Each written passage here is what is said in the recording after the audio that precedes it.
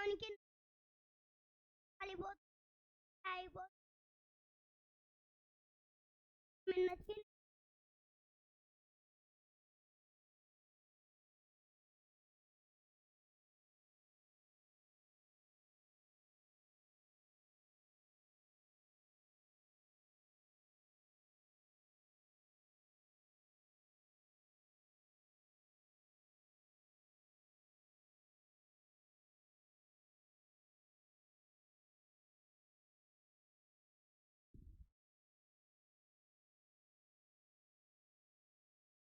క్రీస్తు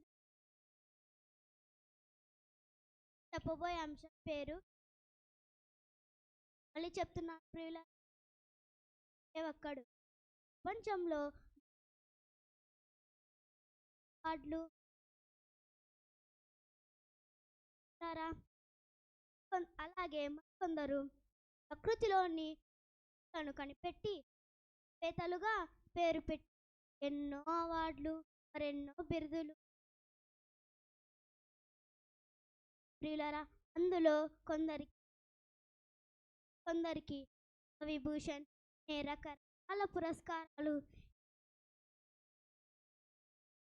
ఇవన్నీ ఒకే ఒక్క పురుషుడు ఈ బిరుదు ఈ ప్రపంచంలో జ్ఞానిగా అలాన్ని లెక్కించుటకు సాటి అయిన వాడు మన ప్రభువైన క్రీస్తు యేసు మాత్రమే ప్రియులరా. ప్రపంచంలో ఎవ్వరికి పని ఒకే ఒక్క ఎవ్వరికి దక్కనిది, ఎలాంటి వారికి అర్హత లేదు. వీటికి ఎప్పటికీ క్రీస్తు ఒకడు. ప్రపంచానికి పురుషుడు ఒకే ఒక్కడు అందరి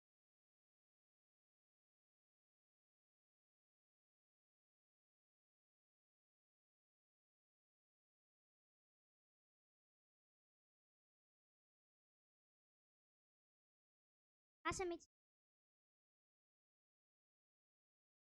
కేజీ పైన ఉన్న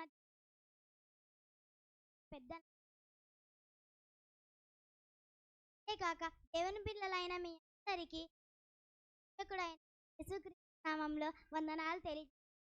ఇప్పుడు నేను చెప్పబోయే అంశం పేరు మనిషి ఎందుకు పుట్టాడు. ప్రపంచ జనాభా 8 లక్షల మంది పుట్టుచున్నారు. అలాగే ఎంతమంది పోచున్నారు పిల్లలారా. పుట్టిన వారిలో ఏ ఒక్కరైనా నేను ఎందుకు పుట్టాను, ఎందుకు బ్రతుకుచున్నాను, మరలా నేను ఎందుకు చనిపోవడం లేదు. దేవుడు తన స్వరూపమందు మనిషిని పుట్టించాడు ప్రియులారా. తన వద్దకు రావాలని, తనలో ఉండాలని కోరుకుంటున్నాడు ప్రియులారా. తనని కాకుండా పోతావని మనం బైబిల్లో చూడగలిగిన కీర్తనల గ్రంథం 90వ అధ్యాయం 3వ వచనం. కీర్తనల గ్రంథం 90వ అధ్యాయం 3వ వచనం. నరులారా తిరిగి రండని పిలుచుచున్నాడు ప్రియులారా. కావున ఈ లోకంలో పుట్టిన మనం ఈ సృష్టిని కలిగిన దేవునిని ఆనందపరుచుదాం. దేవుని పనిలో జీవించుదాం. దేవునిని సంతోషపెడదాం. అందరికీ వందనాలు.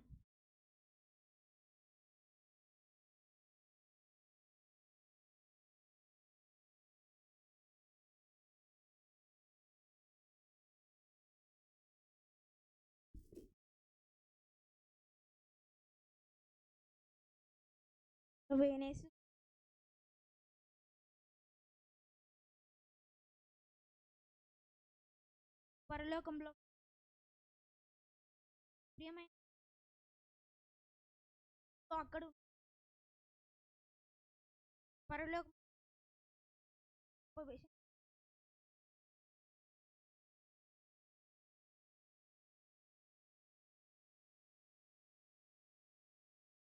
పరలోకం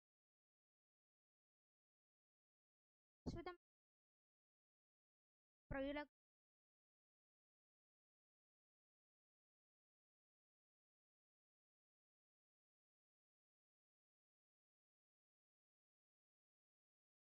కోలేదు.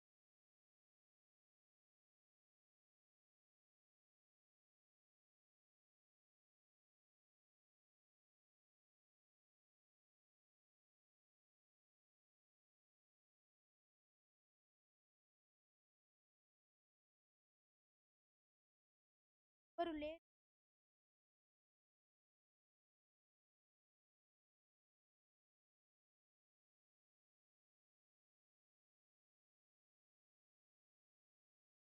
ఇప్పుడు నాకు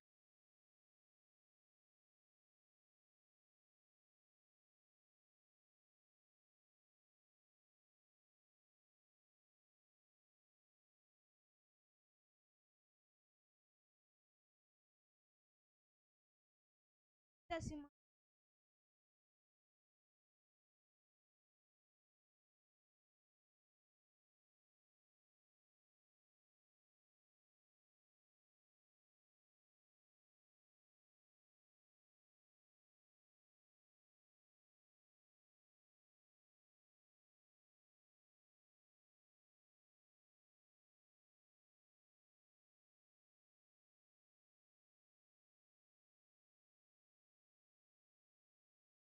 అబ్రహాము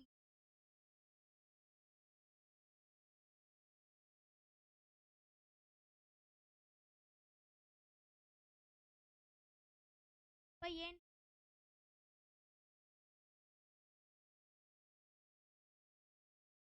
సమా పోలేదు ఇప్పుడు మనిషి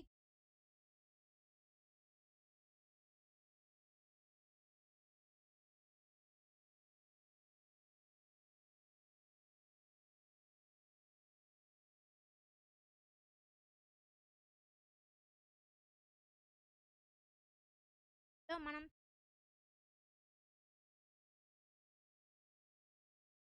ప్రియుల పరిచయం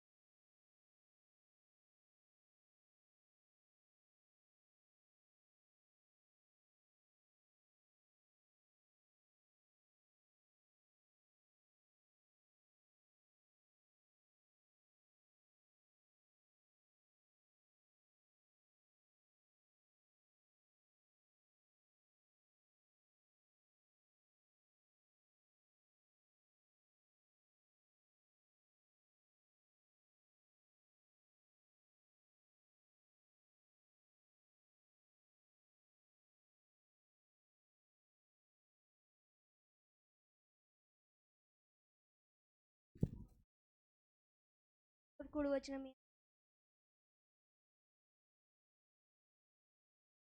చేసే ప్రార్థించాలి, సమాజంలో పోవాలి, వాక్యమున ధ్యానించాలి, వాక్యమున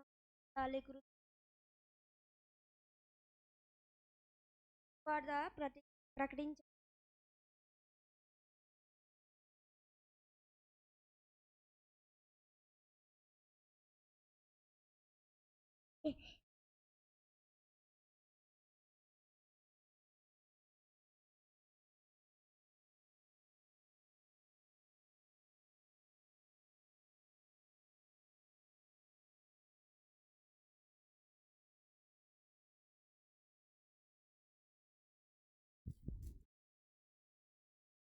విశ్రామంలో నా వంతు చెప్పబోయేది అంకెల అభ్యాసం. దేవుడు ఒక్కడే. 2 పాత నిబంధన, 2 కొత్త నిబంధన. యేసుక్రీస్తు వారు రాత్రి పగలు సమాధిలో ఉన్నారు. 4 సువార్తలు రాసిన వారు 5, మత్తయి, మార్కు, లూకా, యోహాను. 5 బుద్ధిగల కన్యకులు 5. 6 దేవుడు తన స్వరూపం తన పోలిక చొప్పున నరుని ఉంచెను. 8 నోవాహు జలప్రయంలో రక్షింపబడిన వారు 8 మంది. 9 ఆత్మఫలాలు 9, 10 ఆజ్ఞలు 10, 11 పెంతెకొస్తు పండుగ దినం. ఆ 11 మంది అపోస్తలులతో పాటు పేతురు కూడా పరిశుద్ధాత్మను పొందారు. 12 యేసుక్రీస్తు వారు 12 సంవత్సరాల నుండి పరలోకపు తండ్రి పనిలో ఉన్నారు. 13 ఆ 12 మంది అపోస్తలులతో పాటు పౌలు గారు కూడా అపోస్తలులుగా చేర్చబడ్డారు. పౌలు గారు రాసిన పత్రికలు 14, 15. యేసుక్రీస్తు వారు మత్తయి సువార్తలో 15, మార్కు సువార్తలో 16 అధ్యాయాలు మాత్రమే. 17 సత్యమందు వారిని యోహాను 10, 17 మందు వారిని చేయము నీ వాక్యమే 10 ఆజ్ఞలు. 1 నేను తప్ప వేరొకడు ఉండకూడదు. పైన ఆకాశం కింద భూమి కింద నేల ఎందే గాని రూపమైనను విగ్రహంగా చేసుకొని పూజింపకూడదు. నీ తల్లి విశ్రాంతి దినమున పరిశుద్ధంగా ఆచరించాలి. నీ దేవుడైన యెహోవా పరిశుద్ధంగా వ్యర్థముగా ఉచ్చరింపకూడదు. నీ తల్లిని నీ తండ్రిని సన్మానించు. అర్హత చేయకూడదు. వ్యభిచరింపకూడదు. దొంగిలింపకూడదు. నీ పొరుగువాని మీద అబద్ధ సాక్ష్యం నీ పొరుగువాని దేనిగా ఆశించకూడదు. Thank you.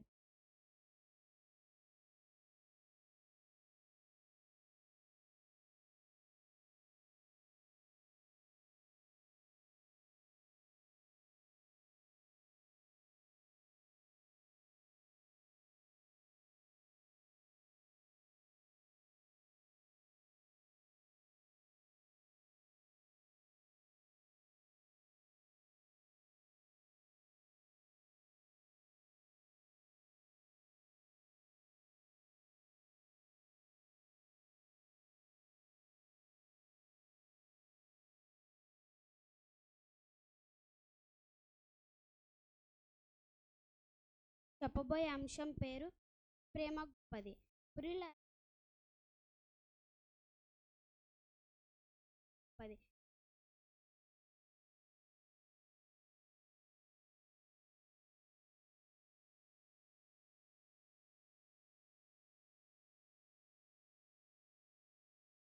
ప్రేమ గొప్పదా?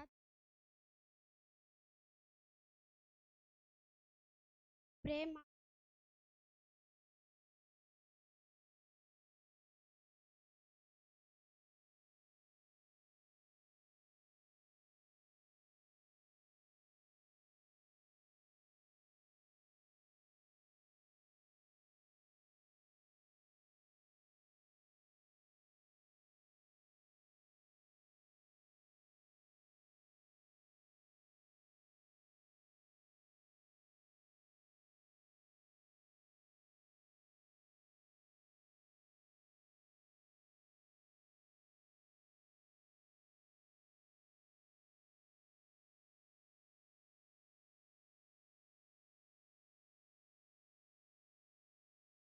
ప్రేయసి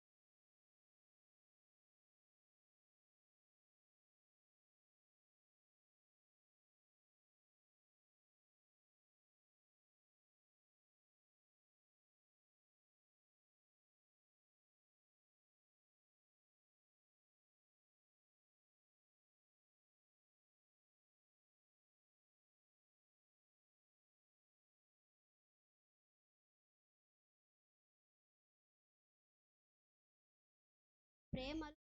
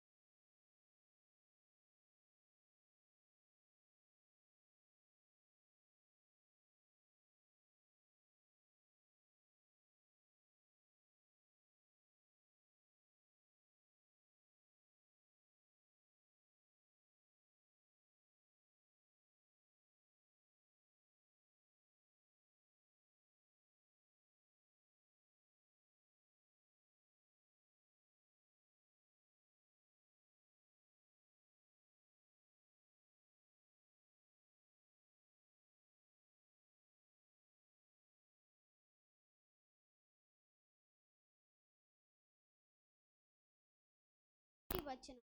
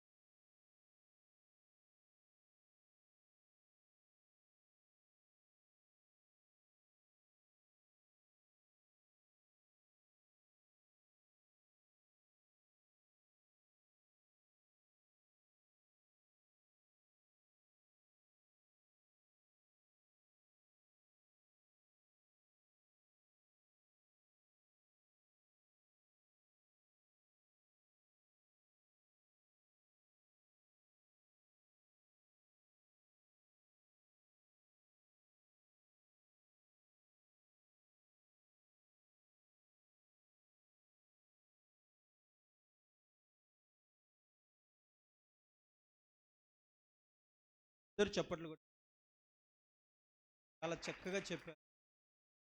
ప్రతి ఆదివారం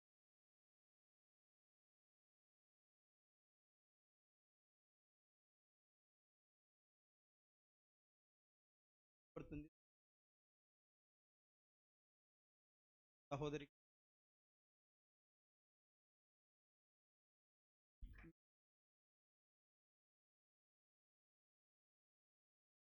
మాటలోని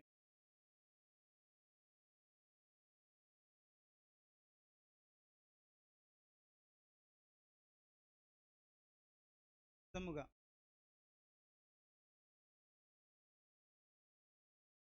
ప్రతి తల్లిదండ్రులు కేర్ తీసుకు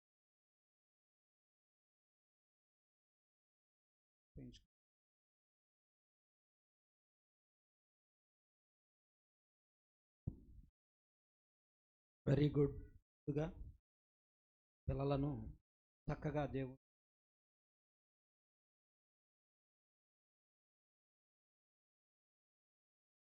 అదేవిధంగా ఇంటికి వెళ్ళిన తర్వాత ప్రాక్టీస్ చేయి తల్లిదండ్రులకు కూడా మరి వారందరికి కూడా ఈ పిల్లలు కూడా ఇలా దేవుని యొక్క ఎదగాలి. మీరు ఉదయం 9 చర్చికి పంపి ఈ రకంగా దేవుని జ్ఞానం చెప్పిన వాళ్ళు కూడా ఉన్నారు. క్రిస్టియన్లు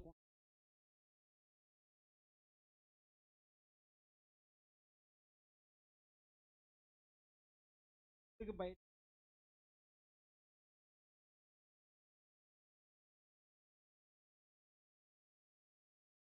వీళ్ళు మాత్రం వాక్యం వీళ్ళు నేర్చు దేవుడు చెప్పడం ఫస్ట్ మీ హృదయంలో అప్పుడు వాటిని మీ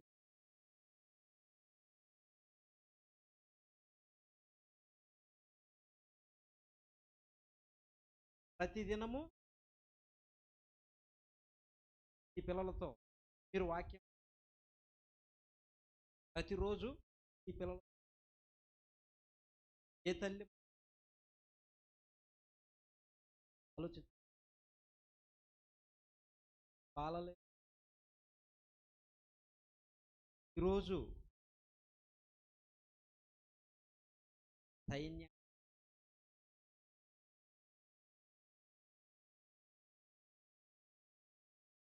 ఎందుకంటే వారికి వాక్యంగా పెద్ద అయిన తర్వాత వాళ్ళు మిమ్మల్ని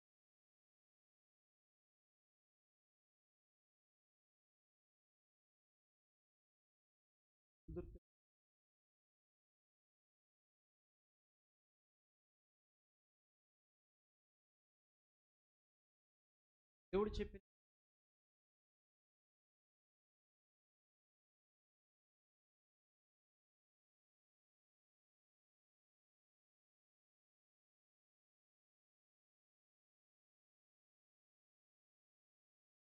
స్త్రీల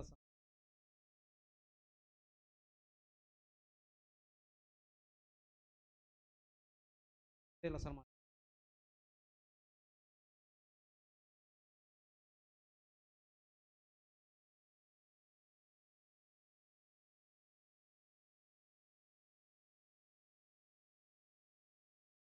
రండి రండి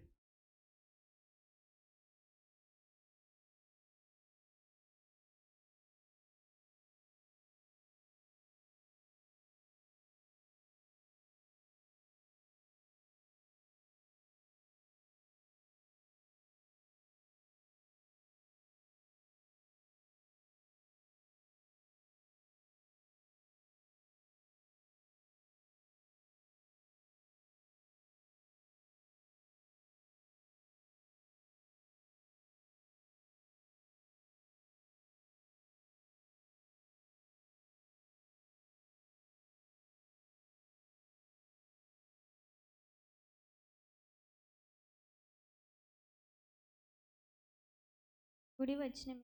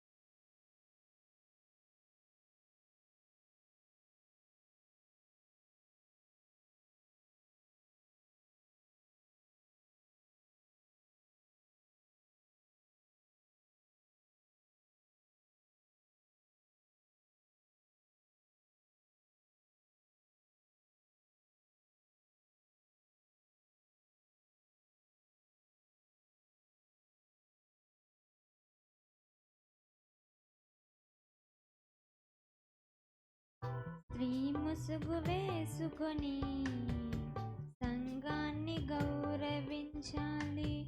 స్త్రీ ముసుగు వేసుకొని దేవునికి ప్రార్థించాలి. నిన్ను చూసి అందరూ ప్రవర్తనను మార్చుకోవాలి. అది చూసి దేవుడే ధన్యురాలు నీవని పొగడాలి. భర్తను మార్చుకొనే భార్యవా, భర్తకే భారమవుతున్న దానివా, భర్తను మార్చుకొనే భార్యవా, వేషమే వేసుకొనే వేషధారివా,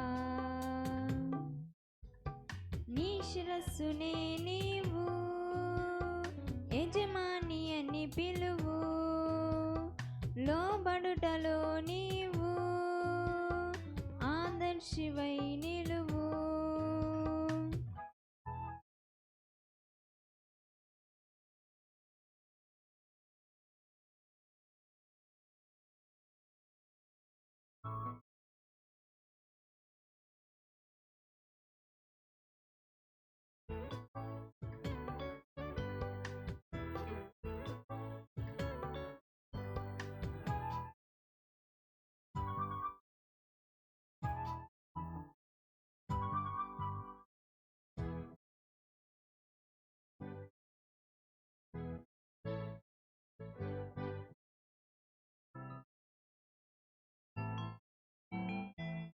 అమ్మ చెల్లి అక్కగా నువ్వు కనిపించాలి.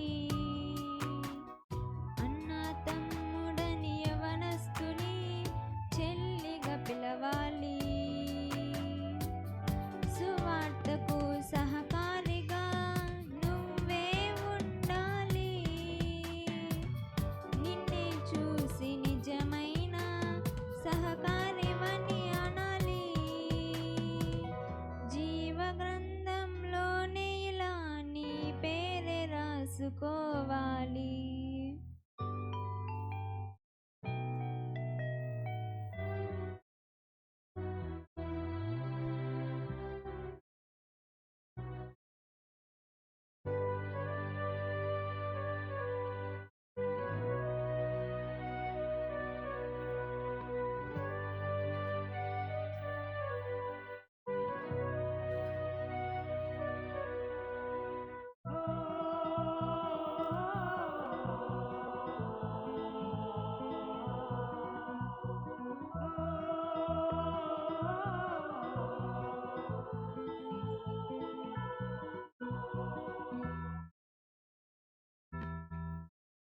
సాటి అయిన సహకారి వినివని నిన్నే మలిచాడు. భార్య దొరికిన ప్రతివానికి మేలని తలచాడు. అలంకరణతో అందరినీ ఆకర్షించాలనుకోకు. అంతరంగ స్వభావమే చూస్తాడని నువ్వు మరువకు. నీవు కన్న పిల్లలతో నీ తల్లే గుణవతని పొగడాలి. ధన్యురాలు అనాలి.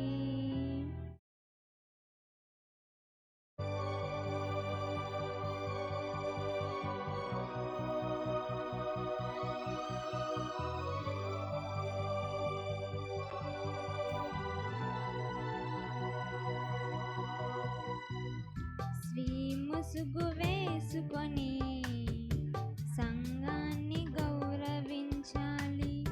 స్త్రీ ముసుగు వేసుకొని దేవునికి ప్రార్థించాలి. నిన్ను చూసి అందరూ ప్రవర్తనను మార్చుకోవాలి. అది చూసి దేవుడే ధన్యురాలు నీవని పొగడాలి. భర్తను మార్చుకొనే భార్యవా,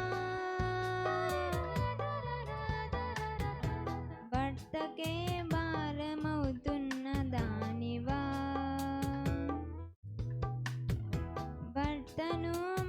మార్చుకొనే బాల్యవా వేషమే వేసుకొనే వేషధారివా నీ శిరస్సునే నీవు యజమాని అని పిలువు లోబడుటలో నీవు ఆదర్శివై నిలువు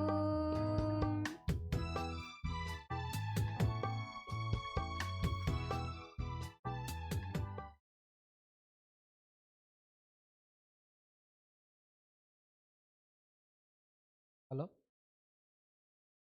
చక్కగా దేవుని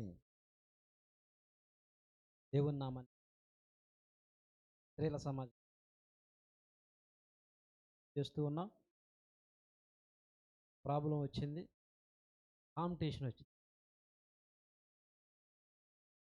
ఉదయం సెక్షన్ వాళ్ళతో పాటు మధ్యాహ్నం సెక్షన్ మేము లేమా, మేము ఎందులో తీసేస్తారు చంద్రబాబు నాయుడు గారు నిద్ర లేచిన మహిళ పోయి పడుకున్నాం. ఇక్కడ వచ్చాము మహిళా సంఘాలు ఇప్పుడు మమ్మల్ని ఎవరూ గుర్తించటం లేదని పడిపోతాం. పురుషుల సమాజం వారు ఒక పాట పాడాలి, అక్కడి నుంచి సైకిల్ చేస్తున్నారు. లేదు రండి అయ్యా, సురేష్, భాస్కర్ కావాలా రవి రండి తొందరగా. సైకిల్ చేసిన వాళ్ళే కాదులే, వాళ్ళ వల్ల మీకు కూడా అవకాశం వచ్చింది. రండి ఇక్కడికి వస్తే మళ్ళీ నేను చేశాను అనుకుంటా. ఇసాకు రావాలా, భాస్కరు, సాల్మాను, ఈశ్వరయ్య, బుజ్జి రండి. జరగయా, ఇంకా జరుగు అన్న, ఇక్కడ జరగండి త్వరగా. ఇప్పుడు ఎవరికి ఫస్ట్ ప్రైజ్ ఇవ్వాలో నేను నిర్ణయించను, పెద్దిరాజు గారికి అప్పచెప్పు.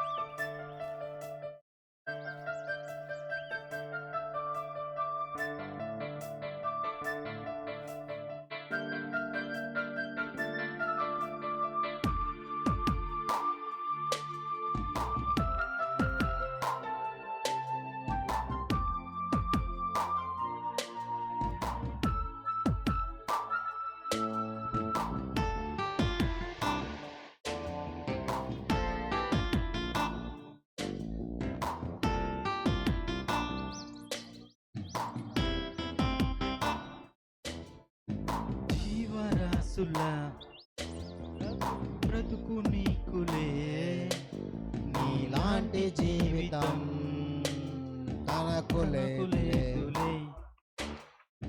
మనిషిలాగా ఇది మాట్లాడలేదులే, నీలాంటి జ్ఞానము తనకులేదులే. వాటి జీవితం నీలాంటిది కాదులే, నీలాగా సుఖమైన జీవితం లేదులే. అది బ్రతుకుతున్నా బ్రతుకునేకే, మరణమైన బ్రతుకునేకే. వాటి జీవితం నీలాంటిది కాదులే. జీవరాశులా బ్రతుకు నీకులే, నీలాంటి జీవితం తనకు లేదులే.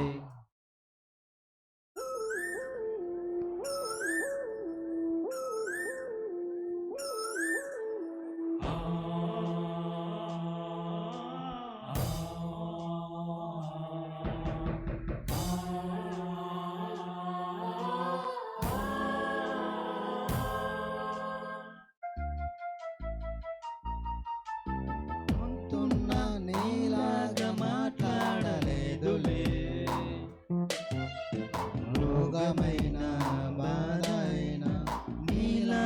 తెలుపదే, గొంతున్న నీలాగా మాట్లాడలేదులే.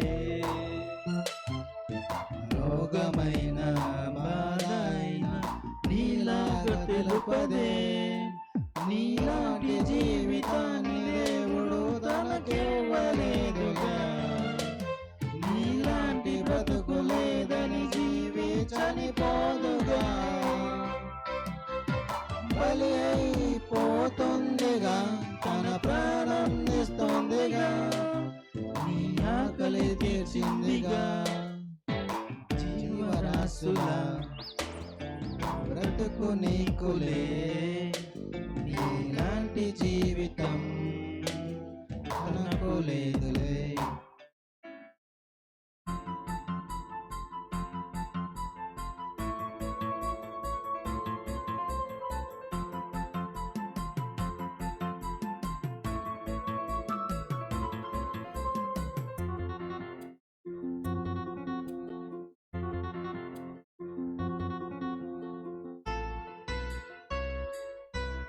ప్రతి జీవిని చేశావుగా నీవు బానిసగా, నీ బరువు మోస్తూ సేవ చేస్తూ సుఖమునిస్తుందిగా. ప్రతి జీవిని చేశావుగా నీవు బానిసగా, నీ బరువు మోస్తూ సేవ చేస్తూ సుఖమునిస్తుందిగా. నీలాంటి భోజనాన్ని ప్రతిదినం అది తినుటలేదుగా, నీలాంటి సుఖము సౌకర్యం దానికి లేదుగా. ఇప్పుడైనా యోచించవా, దేవుని గుర్తించవా, మన గూర్చి నువ్వు చెప్పవా. జీవరాశులా బ్రతుకు నీకులే, నీలాంటి జీవితం తనకు లేదులే. Thank you. ఈ అవకాశం ఇచ్చిన పెద్దలకు వందనాలు.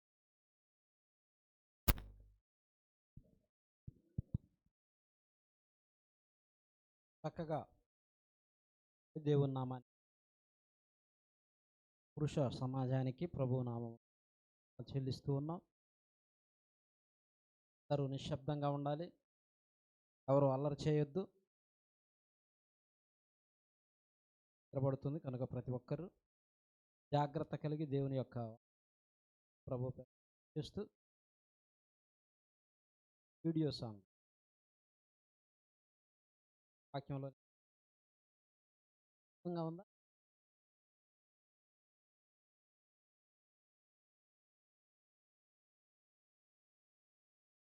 మరి మీ దగ్గరే ఉంది బోర్డు.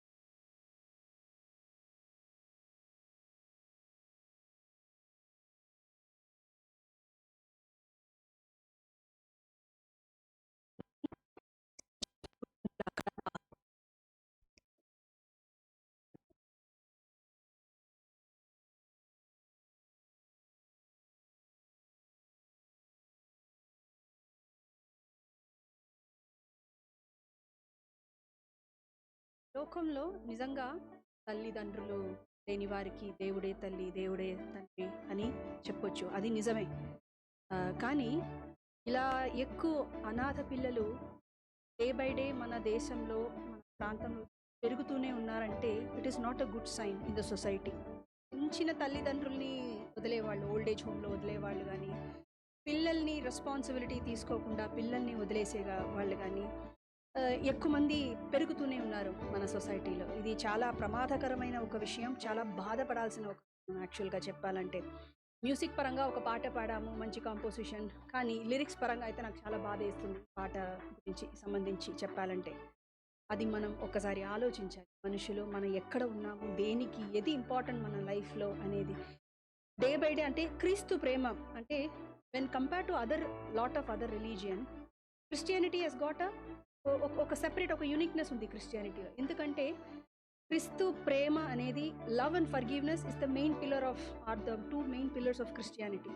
యేసుని ఫాలో అవుతున్న ప్రతి వాళ్ళు గుండెలో ఫస్ట్ ఉండాల్సింది ఏంటంటే repentance and then love and then forgiveness. Because ఈ 3 దేవుడు శిలువ మీద మనకి చూపించాడు. ఈ 3 లేకున్న ఒక హృదయం, that person is not even a Christian. And అక్కడ దేవుడు నిలబడడు, అక్కడ దేవుడు వాసం చేయడు. జస్ట్ టేక్ వన్ థింగ్, యేసు ప్రభు ఆయన నోటు ద్వారా చెప్పిన ఒక విషయం, love others as I have loved you and love others as you love your self. ఇది ఏదైనా తీసుకోవచ్చు.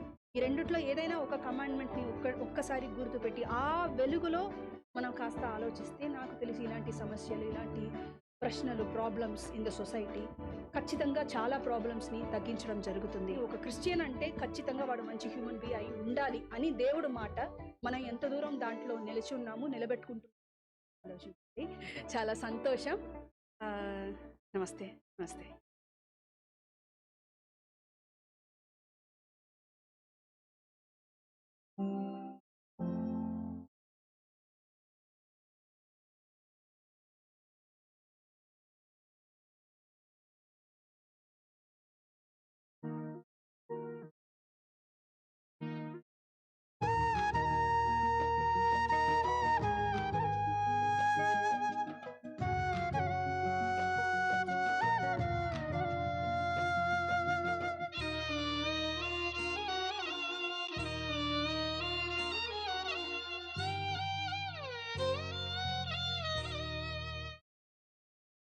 లోకంలో అనాథలు ఎందరో ఉన్నారు, అన్నీ ఉన్నా అందరూ ఉన్నా ఏడుస్తున్నారు.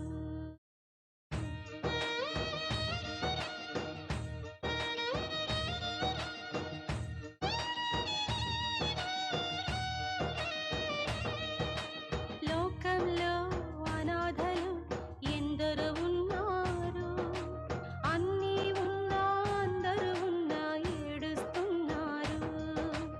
ఆకలితో అల్లాడుతూ అలమటిస్తూ ఉన్నారు. వృద్ధాశ్రమాల్లో తల్లిదండ్రులు ఎందరో ఉన్నారు. ముక్కు పచ్చలారని పసికందులని చూడు, కాటికి కాలు చాపిన రోగులని చూడు. చూడవా నువ్వు చూడవా, ఒక్కసారి నువ్వు చూడవా.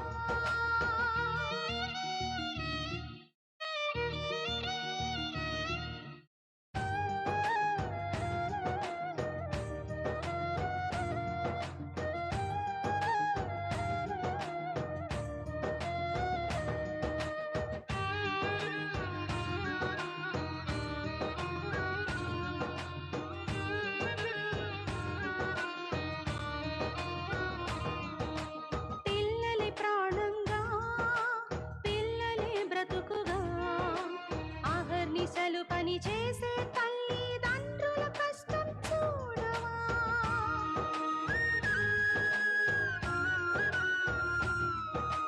తల్లిదండ్రులను సన్మానించను దేవుని మాట మరచి, విదేశాలకే ఎగసిపోతూ అనాథలుగా వదిలేస్తావా.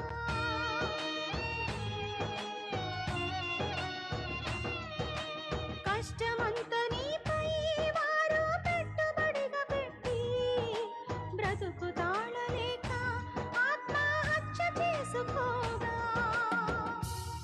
ఆ దోషం నీది కాదా. చూడవా నువ్వు చూడవా, ఒక్కసారి నువ్వు చూడవా.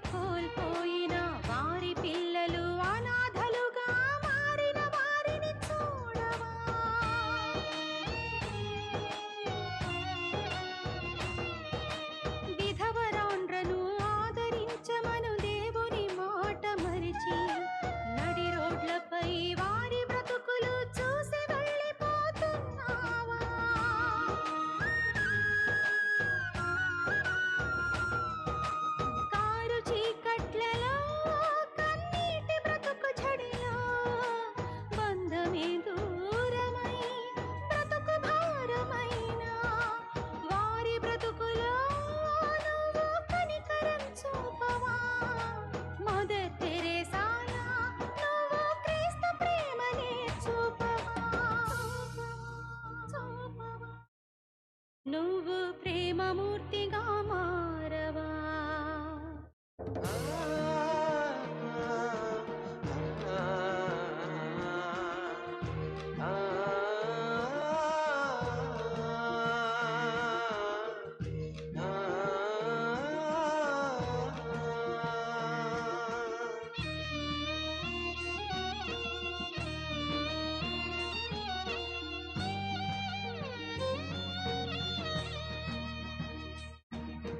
ఆకలే వేయగా అన్నమే దొరకక కన్నీళ్లతో కడుపు నింపుకునే బీదల కష్టం చూడవా.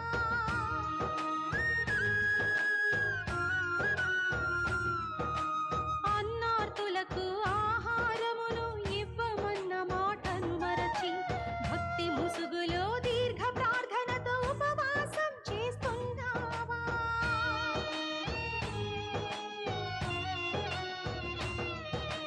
కొట్టి తిట్టి నెట్టి ఎన్నో నిందలే మోపినా కష్టమంతా దోచి బయటకు గెంటి వేయబడగా చేసావుగా అన్యాయమే. చూసాడుగా ఆ దేవుడే ఉంటాడుగా బీదల తోడుగా ఇస్తాడుగా తన తీర్పుని. లోకంలో అనాథలు ఎందరో ఉన్నారు, అన్నీ ఉన్నా అందరూ ఉన్నా ఏడుస్తున్నారు. ఆకలితో అల్లాడుతూ అలమటిస్తూ ఉన్నారు. వృద్ధాశ్రమాల తల్లిదండ్రులు ఎందరో ఉన్నారు. ముక్కు పచ్చలారని పసికందులని చూడు, కాటికి కాలు చాపిన రోగులని చూడు. చూడవా నువ్వు చూడవా, ఒక్కసారి నువ్వు చూడవా.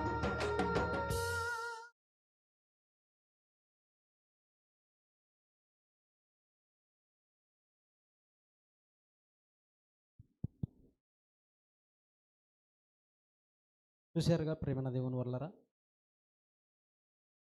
సమాజంలో ఇలాంటి పాటలు రచనలు ఎన్నో కావాలి. ఎందుకంటే సమాజం కరుడుగట్టిపోయింది, రాక్షసంగా మారిపోతూ ఉంది.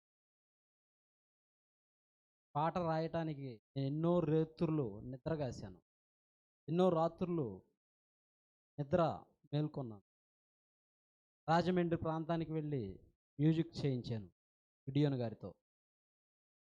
ఎన్నోసార్లు మార్పిచ్చాను ఆ బ్యూటు.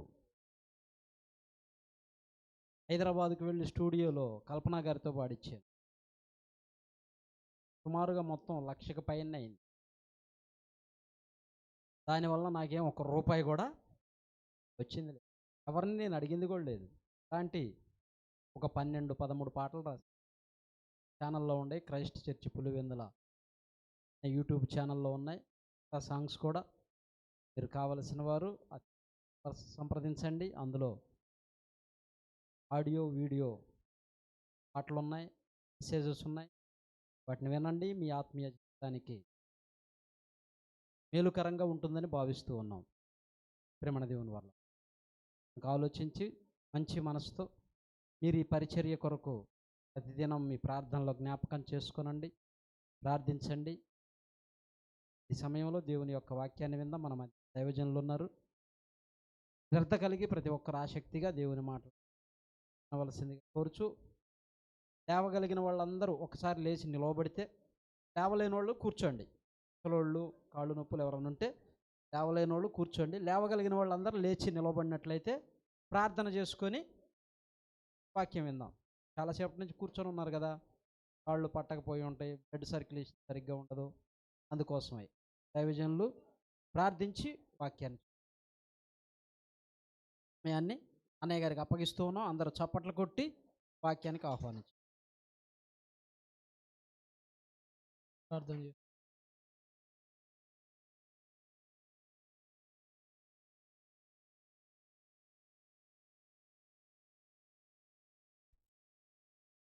మీ అపార కృపాచరణములు ప్రణామం.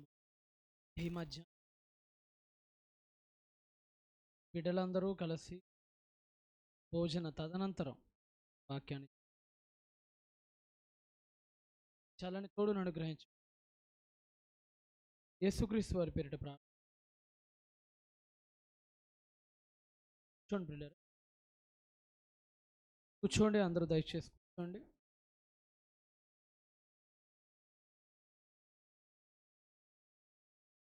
అందరూ సైలెంట్గా ఉండాలి. పిల్లల్ని కంట్రోల్లో పెట్టుకోండి.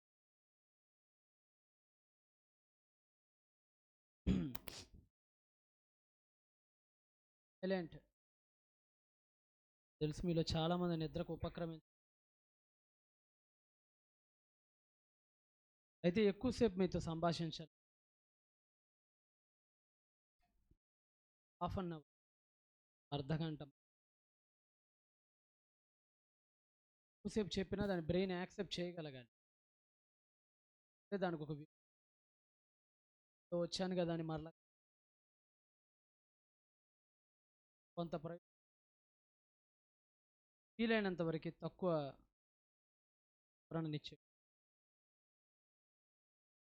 మీకు ముందుగా ఇవ్వబడినటువంటి పాఠం ఏంటంటే పాత్ర మరిచిన ఘటం పాడైపోయిన. అండి, ఘటము అంటే ఒక కుండ అని అర్థం. ఈ వస్తువు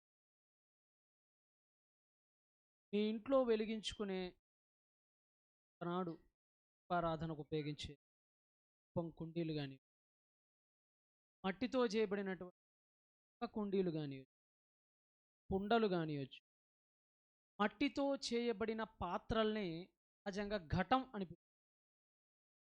ఒక రకంగా మనిషిని కూడా దేవుడు ఘటం అనే పిలిచాడు. ఎందుకంటే మనిషి కూడా దేంతో తయారు చేయబడ్డాడు? మట్టితోనే. కనుక మనిషి అన్నవాడు తన పాత్రను మర్చిపోయాడు గనక గృహాలు ఎలా పాడైపోతున్నాయి. భార్యాభర్తలుగా బాధ్యతలు పాత్ర ఏంటి అనే విషయాన్ని కొద్దిగా జ్ఞాపకం చేసేటువంటి ప్రయత్నం లేఖనం. ఎందుకండి శరీరం చాలా పర్ఫెక్ట్గా ఉండాలి అని అంటే ప్రతి అవయవం సక్రమంగా తన పని తను చేయాలి. మన శరీరంలో ఏ ఒక్క అవయవం బద్దకించినా, ఏ ఒక్క అవయవం పాడైపోయినా మనం నిలబడలేం, మనం కూర్చోలేం, మనం యథావిధిగా మన పనులు మనం చేసుకోలేం. అందరికీ తెలుసు, మనకి కాళ్ళు నొప్పి వచ్చినా ఏ పని చేయలేము, తలనొప్పి వచ్చినా ఏ పని చేయలేం, కడుపు నొప్పి వచ్చినా ఏ పని చేయలేము. ఒక అవయవం బాగుండి ఒక అవయవం కుంటుబడినంత మాత్రాన ఒక అవయవంతో మనం ఏ పని చేయలేం. ఖచ్చితంగా అన్ని అవయవాలు బాగుంటేనే శరీరం ఎలా ఉండిద్ది? పర్ఫెక్ట్గా, ఆరోగ్యంగా, హెల్దీగా ఉంటుంది. ఒక వాహనమైనా అంతే.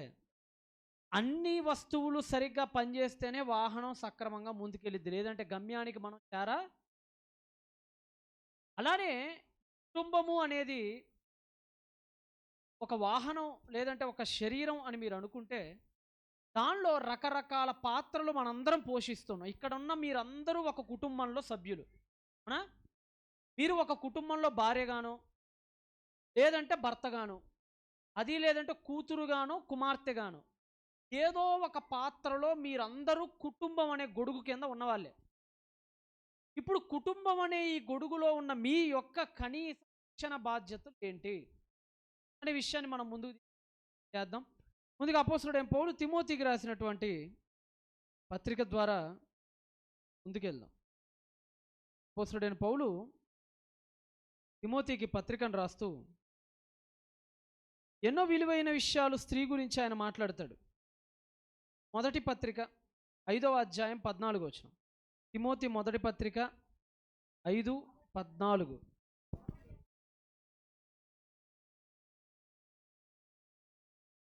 చదవండమ్మా.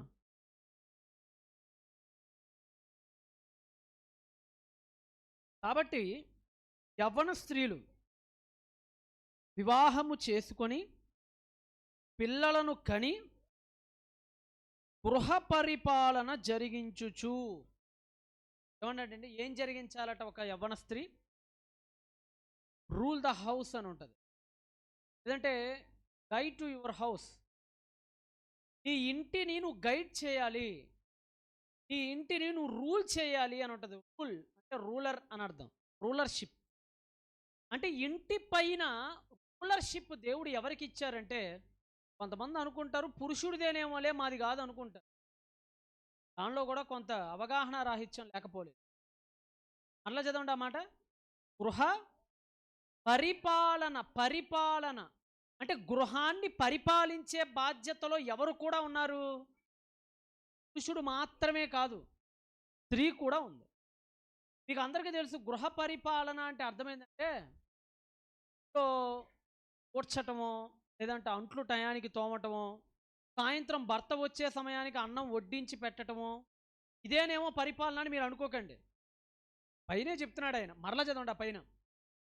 కాబట్టి యవన స్త్రీలు వివాహం చేసుకొని పిల్లలను కని, అది పిల్లలను కని, ఆ పిల్లలను కని ఏం చేయాలట? గృహ పరిపాలన అంటే పిల్లలను కంటానికి గృహ పరిపాలనకి ఒక లింక్ అనేది అక్కడ ఏర్పాటు చేస్తున్నాడు పౌలు. ముఖ్యంగా స్త్రీకి దేవుడిచ్చినటువంటి తాళపు చెవి ఏంటంటే సింపుల్, మీ ఇంట్లో పిల్లల జీవితాలను మలిచే బాధ్యత, ఇంట్లో పిల్లల జీవితాలను మలిచే బాధ్యత ఎవరికి ఇచ్చాడు? స్త్రీకే ఇచ్చాడు, పురుషుడిది కాదు అది. ఎందుకంటే పురుషుడు పొద్దునెప్పుడో పనికి వెళ్తాడు, రాత్రి ఎప్పుడో ఇంటికి వస్తాడు. ఇతని చేతుల్లో పెడితే పిల్లలు సక్రమంగా ఆ రూపానికి రాగలుగుతారంటారా? అనుక్షణం తోడుండలేడు కదా, అనుక్షణం పక్కలే ఉండలేడు కదా. పిల్లల పక్కన అనుక్షణం పక్కన ఉంటే మరి తిండి ఎవడు పెడతాడు? పనికి వెళ్లకుండా ఇక్కడే వీళ్ళని మరల్చుకుంటా కూర్చుంటే ఇంట్లో పోషణకి ఆధారం ఏది? కనుక ఈ బాధ్యతను దేవుడు ఎవరికి ఇచ్చాడు? ఈ తాళపు చేతిని. 2 తాళపు చేతులు ఉన్నాయండి ఇంటికి.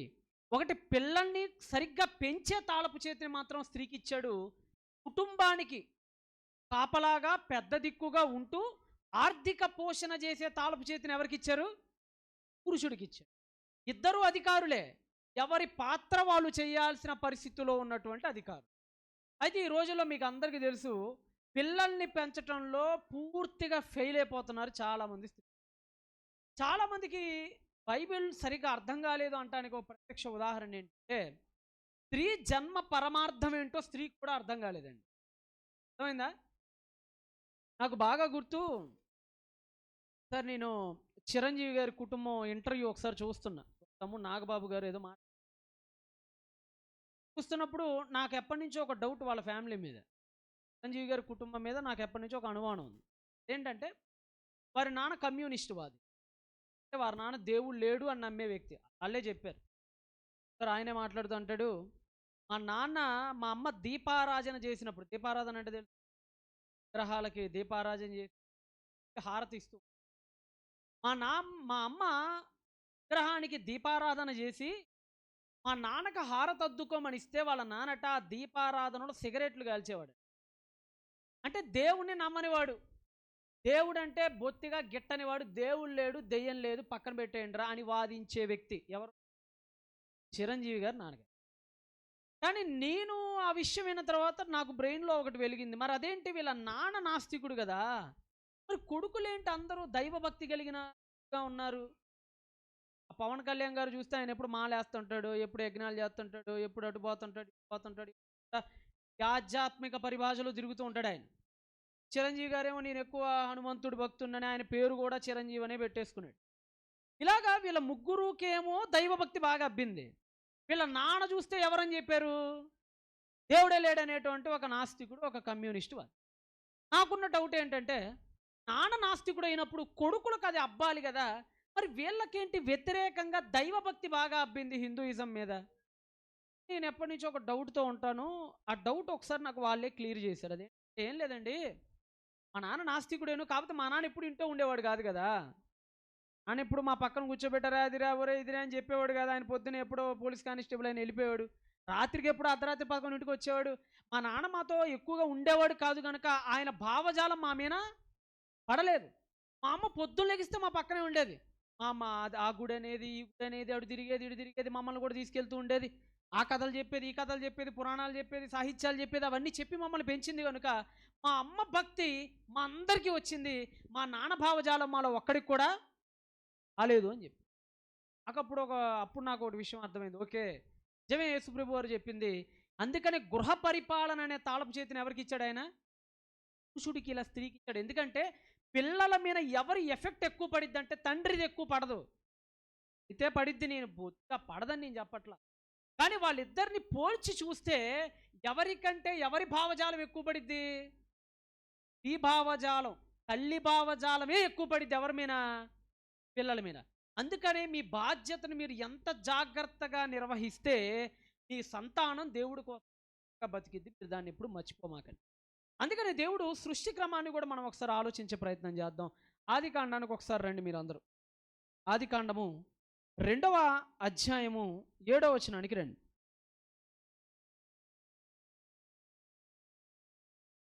ఆది కాండం 2వ అధ్యాయము 7వ వచనం. దేవుడైన యెహోవా నేల మంటితో పురుషుడైనటువంటి ఆదామైనటువంటి నరుణ్ణి నిర్మించి వాని నాసికారంధ్రంలో జీవవాయువు ఊదగా నరుడు ఏమయ్యాడు? పాప. పురుషుణ్ణి అంటే మీరు చాలా జాగ్రత్తగా ఆలోచించండి. స్త్రీ యొక్క ప్రత్యేకత, ప్రపంచం అంతా ఒక ఎత్తు, స్త్రీ ఒక్కటి ఒక ఎత్తు అండి. మీరు ఎప్పుడైనా గుర్తుపెట్టుకోండి. నేను ఏదో స్త్రీలని మభ్యపెట్టడానికో లేదంటే స్త్రీలను ఉప్పొంగ చేయటానికో నేను ఈ మాట చెప్పట్లేదు. లేదంటే స్త్రీలని ఆసక్తి చిగురింపజేయటానికో నేను ఈ మాట చెప్పట్లా. ఉన్న పచ్చి నిజాన్ని చెప్తున్నాను. ప్రపంచం మొత్తం ఒక ఎత్తు, స్త్రీ ఒక్కటే ఒక ఎత్తు. ఎందుకంటే ఆవిడ నిర్మాణం వేరు, ఆవిడని తయారు చేసిన విధానం వేరు, ఆవిడని తయారు చేయడానికి దేవుడు ఉపయోగించిన మెటీరియల్ కూడా వేరే. ఇక్కడ మీరు ఆదాము నిర్మాణం చదువుతున్నారండి. ఇప్పుడు మీరు 7వ వచనంలో ఎవరి నిర్మాణం అది? ఆదాము ఎలా నిర్మింపబడ్డాడట? నేల మంటి నుండి నిర్మింపబడ్డాడు. నేల మన్ను అంటే ఏంటి?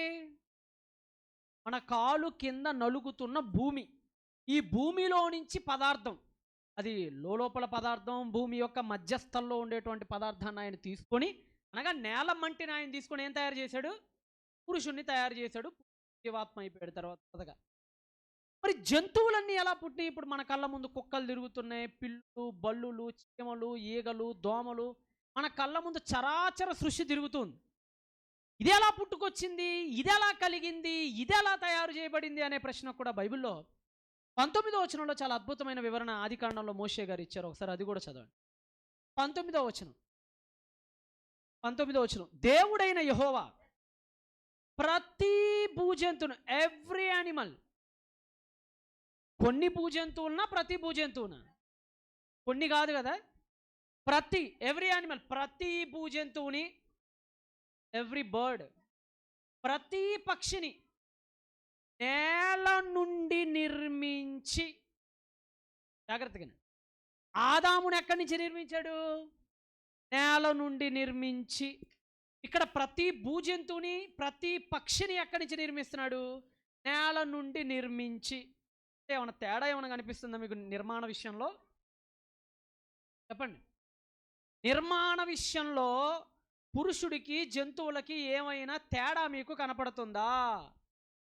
మెటీరియల్ విషయంలో తేడా ఏమైనా మీకు కనపడుతుందా? ఏ తేడా లేదు. కుక్కను తయారు చేయడానికి ఏ మెటీరియల్ ఉపయోగించాడో దేవుడు? నేల మంటి నుండే. అదే నేల మన్ను నుండి ఎవరు వచ్చారు? నేను కాదు, మోషేనే చెప్తున్నాడు ఆ మాట, నేను కాదు కదా. అలుగగానే వచ్చినాయి. దానికి దీనికి తేడా ఉంది. మళ్ళా నోటి మాటతో కలిగించాడు. అవును కలిగించాడు, కానీ ఆస్పెక్ట్ వేరు. నోటి మాటతోనే కలిగించాడు. ఆ నోటి మాటతో కలిగిస్తుంటానికి తీసుకున్న పదార్థం మాత్రం ఏంటి? భూమి. అక్కడ మీరు తేడా గమనించండి. నేల మంటి నుండే కుక్కని తయారు చేశాడు, పులిని తయారు చేశాడు, సింహాన్ని తయారు చేశాడు, ఇంకా పురుషుని కూడా తయారు చేశాడు. అంటే తయారీ విషయంలో ఇద్దరికి ఏ తేడా కనిపించట్లా. ఎవరిద్దరికి? జంతువులకి, పురుషుడికి, పక్షులకి, పురుషుడికి. కానీ అప్పటిదాకా అందరినీ ఒకేలా తయారు చేసిన దేవుడు ఒక్క నిర్మాణంలో మాత్రం చాలా ప్రత్యేకంగా తయారు చేశాడు. ఆవిడే స్త్రీ. ఆవిని మట్టి నుంచి దేవుడు తయారు చేయాల, పురుషుల్లాగా, లేదంటే జంతువులాగా, లేదంటే పక్షిలాగా. ఎలా తయారు చేశాడట? అందరికీ తెలుసు. ఏం తయారు చేశాడు? గాఢ నిద్ర కలుగజేసి పక్కటెముకను బయటకు తీసి తద్వారా స్త్రీగా ఆవిడ్ని పొసిగి హవ్వను తయారు చేసింది. ఇలాంటి నిర్మాణం మీరు గతంలో ఎక్కడైనా చూసారా ఇంతకు మునుపు?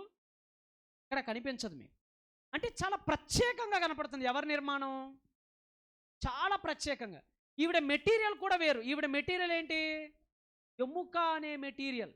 మిగతా అందరికి ఉపయోగించిన మెటీరియల్ ఏంటి? మట్టి. ఎంత తేడా కనపడుతుంది అంటే, ఒక త్రాసులో పురుషుణ్ణి జంతువుల్ని ఒక పక్కనేయాలి, స్త్రీని మాత్రమే ఒక పక్కనే. ఇలాంటి సృష్టి మనకి ఇంతకు మునుపు దేవుడు ఎక్కడా చేయలేదు. కారణం ఏంటంటే, దేవుడు స్త్రీని చాలా ప్రేమించాడు. చాలామంది ఏమనుకుంటారంటే, స్త్రీ అనగానే ఏముందంటే మగాడి కాళ్ళ కింద నలిగే ఒక బానిస కదా. స్త్రీ అంటే ఏముందండి, మగాడు కొడితే కొట్టించుకోనాలి, తిడితే తిట్టించుకునే ఒక పని మనిషి లాంటిది కదా. మహా అయితే పిల్లల్ని కానాలి, వాళ్ళని పెంచాలి, ఇంట్లో మంచి చెడు చూసుకోవాలి, అంతే కదా అనుకుంటారు. లేదు లేదు, సహకారి అనే పదానికి అర్థం కూడా తెలియదు చాలామందికి. సహకారి అంటే ఏమనుకుంటారు చెప్పండి మీరు మామూలుగా? చెప్పండి అమ్మ, మీకు తెలిసిన అర్థం ఏంటో చెప్పండి. సహకారి అంటే ఆయన పనికి పోతే అన్నం వండాలి, ఇదే సహకారం అంటే. ఆయన పనుకుంటే కాళ్ళు వత్తాలి, ఇదే సహకారం అంటే. అంతేనా? ఆయన తిని పడేసిన పళ్ళాన్ని శుభ్రంగా కడగాలి, తలతల మెరిసినట్టు, ఇదే సహకారం అంటే. ఇది కాదండి సహకారి అంటే. దేవుడు శారీరకంగా చెయ్యటానికి ప్రధానంగా స్త్రీని నిర్మించాల అంటే ఇవన్నీ చేయకూడదన్న అర్థం కాదు. ప్రథమ లక్షణం ఇది కాదు దేవుడు చేసిన దానికి. మీరు ఒకసారి పైన 17వ వచనాన్ని చాలా జాగ్రత్తగా గమనించండి. 17వ వచనం. అయితే అర్థం కాల, ఒక్కళ్ళు చదవండి, గట్టిగా చదవండి. అయితే మంచి చెడ్డల తెలివినిచ్చు. 18 చదవండి. 18. మరియు దేవుడైన యెహోవా నరుడు ఒంటరిగా నుండుట మంచిది కాదు, వానికి సాటి అయిన సహకారము వాని కొరకు చేయాలి. జాగ్రత్తగానండి. దేవుడు స్త్రీని చెయ్యాలి అనే ఆలోచన ఎన్నో వచనంలో కలిగింది ఆయనకి? ఏమా? 18వ వచనం. ఎలా తయారు చేయాలనుకున్నాడు? పని మనిషిగానా, సహకారిగానా?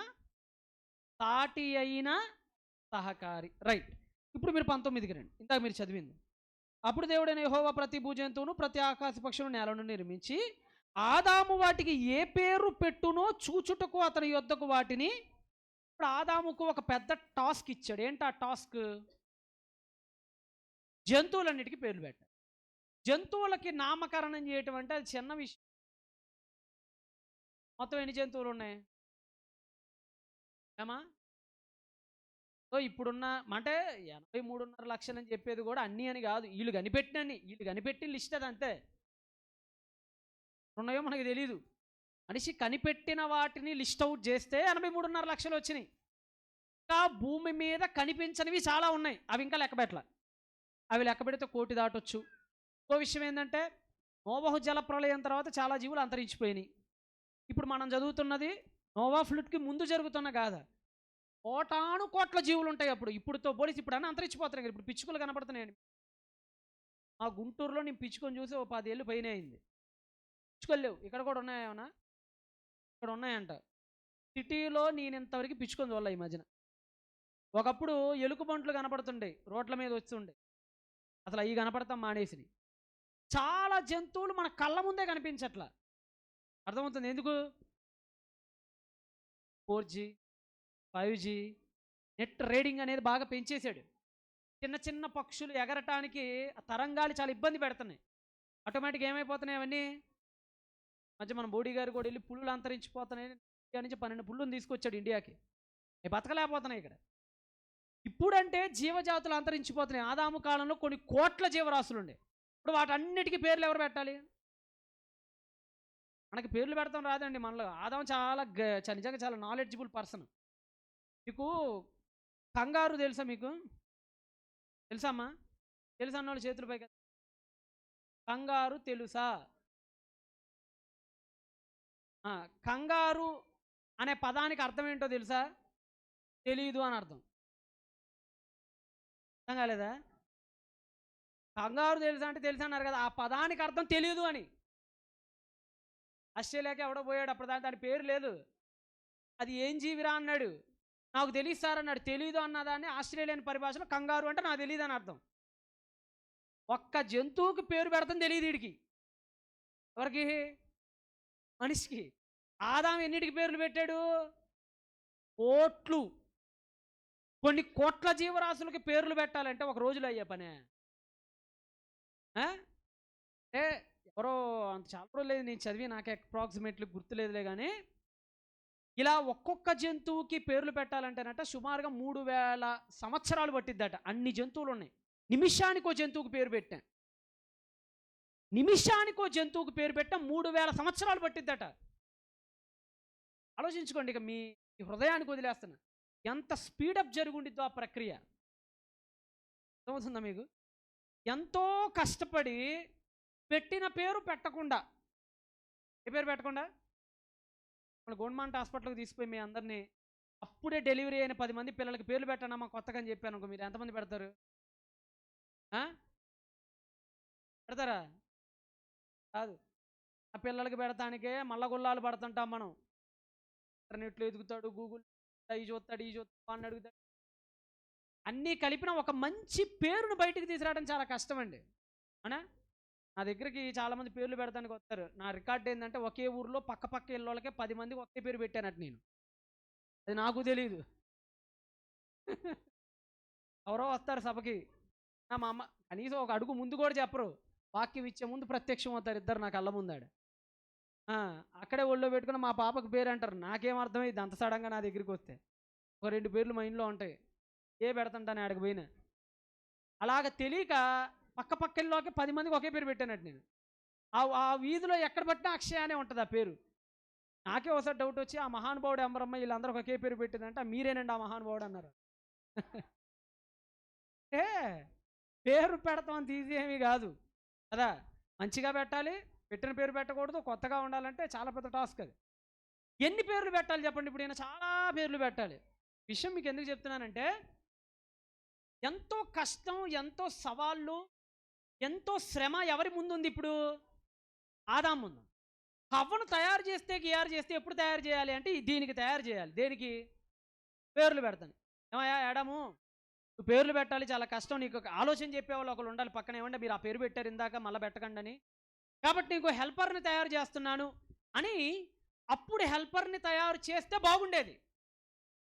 కానీ విచిత్రం ఏంటంటే, ఆ పని జరుగుతూ ఆదాము కష్టపడుతున్నంతసేపు దేవుడు హవ్వను తయారు చేయలే. ఆదాము మల్లగుల్లాలు పడిపోతున్నాడు, పేర్లు పెడుతున్నాడు, కష్టపడుతున్నాడు, చెమట చిందిస్తున్నాడు, అన్ని రకాలుగా నానా రకాల యాతనలు పడుతుంటే దేవుడు హవ్వను తయారు చేయలే. చావు నువ్వు చావురాను వదిలేశాడు. అన్ని కష్టాలు పడి పేర్లన్నీ పెట్టి పనంతా అయిపోయిన తర్వాత ఇప్పుడు ఏం చేస్తున్నాడు? ఒకసారి కిందకి రండి. 19లో 20వ వచనంలో పని అయిపోయింది. ఎన్నో వచనాలు అయిపోయింది పని? 20వ వచనంలో పని అయిపోయింది. ఏ పని? పేర్లు పెట్టే పని అయిపోయింది. ఇప్పుడు 21. అప్పుడు దేవుడైన యెహోవా ఆదాముకి గాఢ నిద్ర కలుగజేసి అతడు నిద్రించినప్పుడు అతడు పక్కటెముకలలో ఒక దానిని తీసి ఆ చోటు. అంటే ఇప్పుడు ఎవరి నిర్మాణం? ఇప్పుడు ఎందుకు? పని అయిపోయింది కదా. జాగ్రత్తగా ఆలోచించండి. పని ఉందా? అయిపోయింది. ఇప్పుడు ఆదాంకి అయిపోయింది. ఇక ఇప్పుడు ఎందుకు హవ్వను తయారు చేయటం?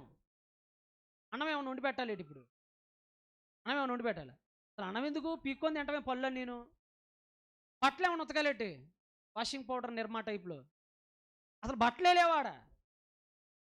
బట్టలు ఉంటేనే కదా ఉతకటానికి. బట్టలే లేవు.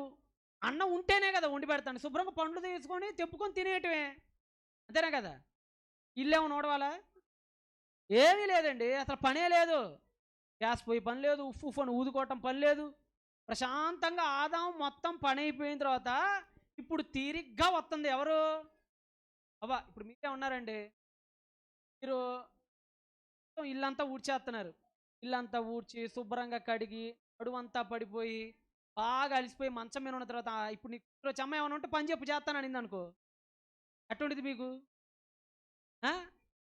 ఇప్పుడు కట్ట ఎవరి మీద నిలబడిద్ది? ఏనా? హెల్పర్ కావాలంటే ఎప్పుడు రావాలి? పని చేసేటప్పుడు అనాలి ఈ మాట. బట్టలన్నీ ఉతికేసిన తర్వాత పక్కన కూర్చొని దొంగచాటుకు చూస్తా బట్టలన్నీ అయిపోయిన తర్వాత అమ్మాయి ఏమైనా ఉంటే ఈరోజు పిండేస్తాను అనింది అనుకో, పిండేస్తావు నీ కూతుర్ని. పని ఉన్నప్పుడు సహకారి కావాలి. పని అయిపోయిన తర్వాత ఎందుకు? ఆ లెక్కన మీరు ఆలోచిస్తే ఆదాముకి పని అయిపోయిన తర్వాత 20వ వచనంలో ఇప్పుడు హవ్వను దింపుతున్నాడు ఆయన.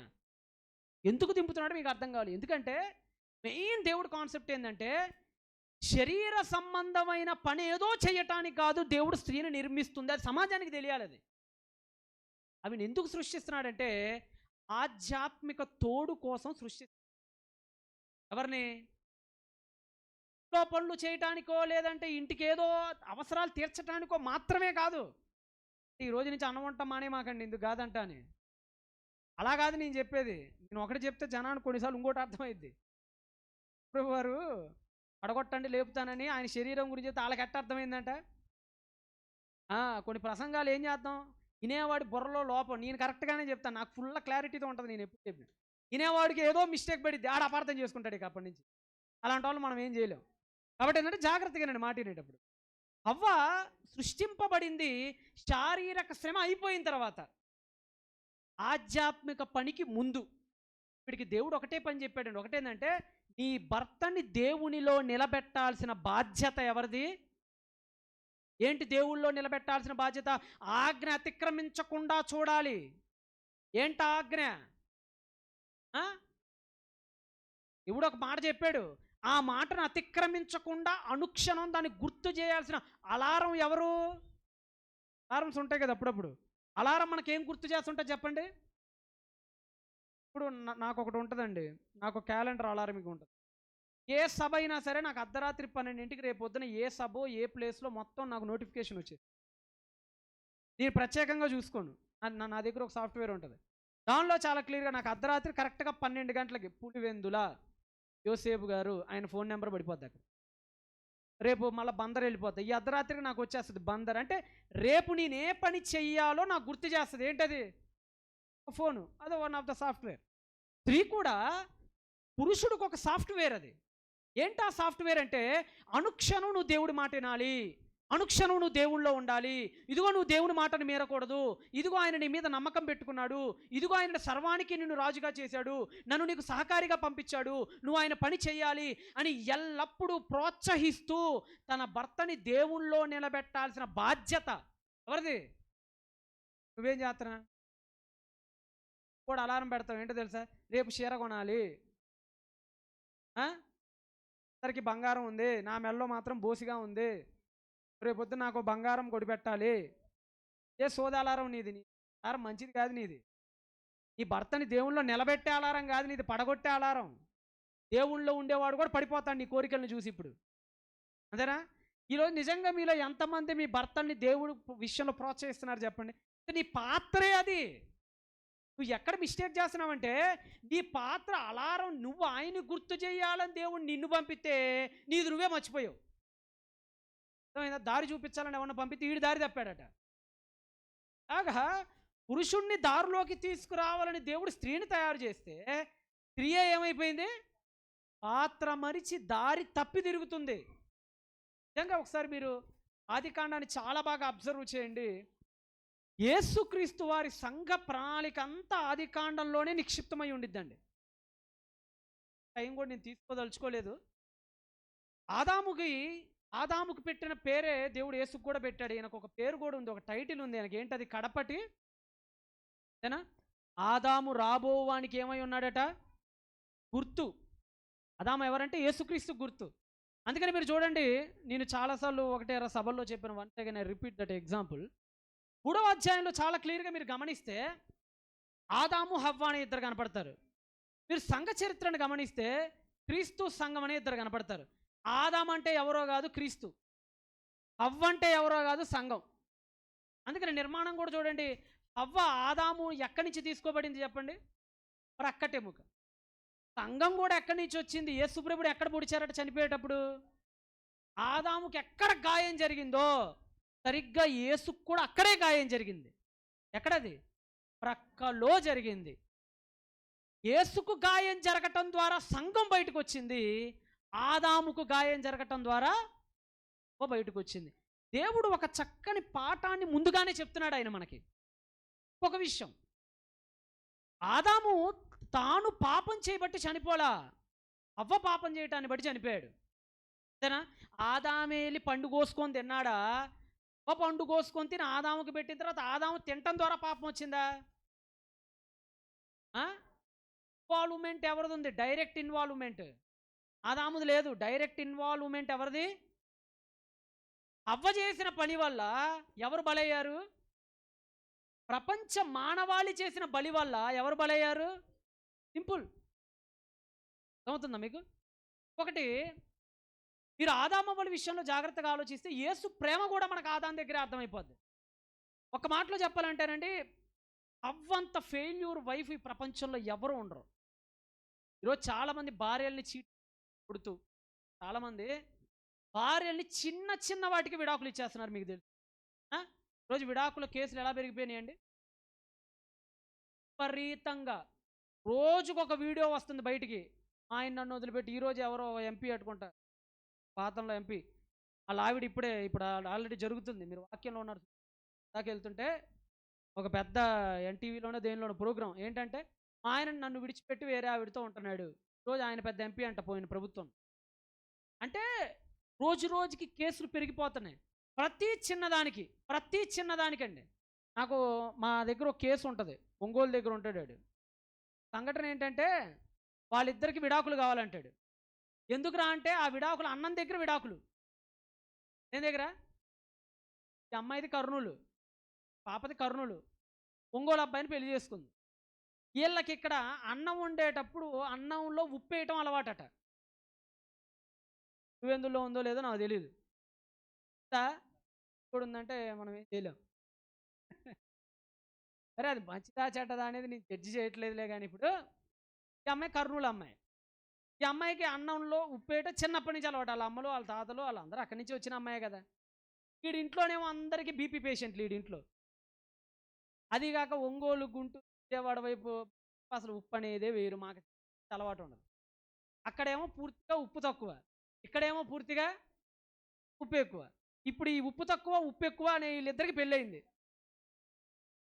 అర్థమవుతుందా? ఇప్పుడు ఈ అమ్మాయి ఏంటి, అన్నం వండేటప్పుడు ఇంత ఉప్పు తీసుకెళ్ళి దానిలో అలా వేసిద్ది మా అమ్మ అని. అన్నం వీళ్ళు లోట్లో పెట్టుకోగానే ఆ కూరలో మళ్ళీ ఉప్పు పడిద్ది కదా వచ్చి. ఆ ఉప్పు ఈ ఉప్పు వీళ్ళకి ఎక్కువైపోతుంది. ఇప్పుడు ఉప్పు ఎక్కువ, బీపీ ఎక్కువైపోతుంది. ఉప్పుతో పాటు ఎక్కువైపోయి వాళ్ళ అమ్మ మెంటల్గా బిహేవియర్ చేస్తుంది, అరుస్తుంది.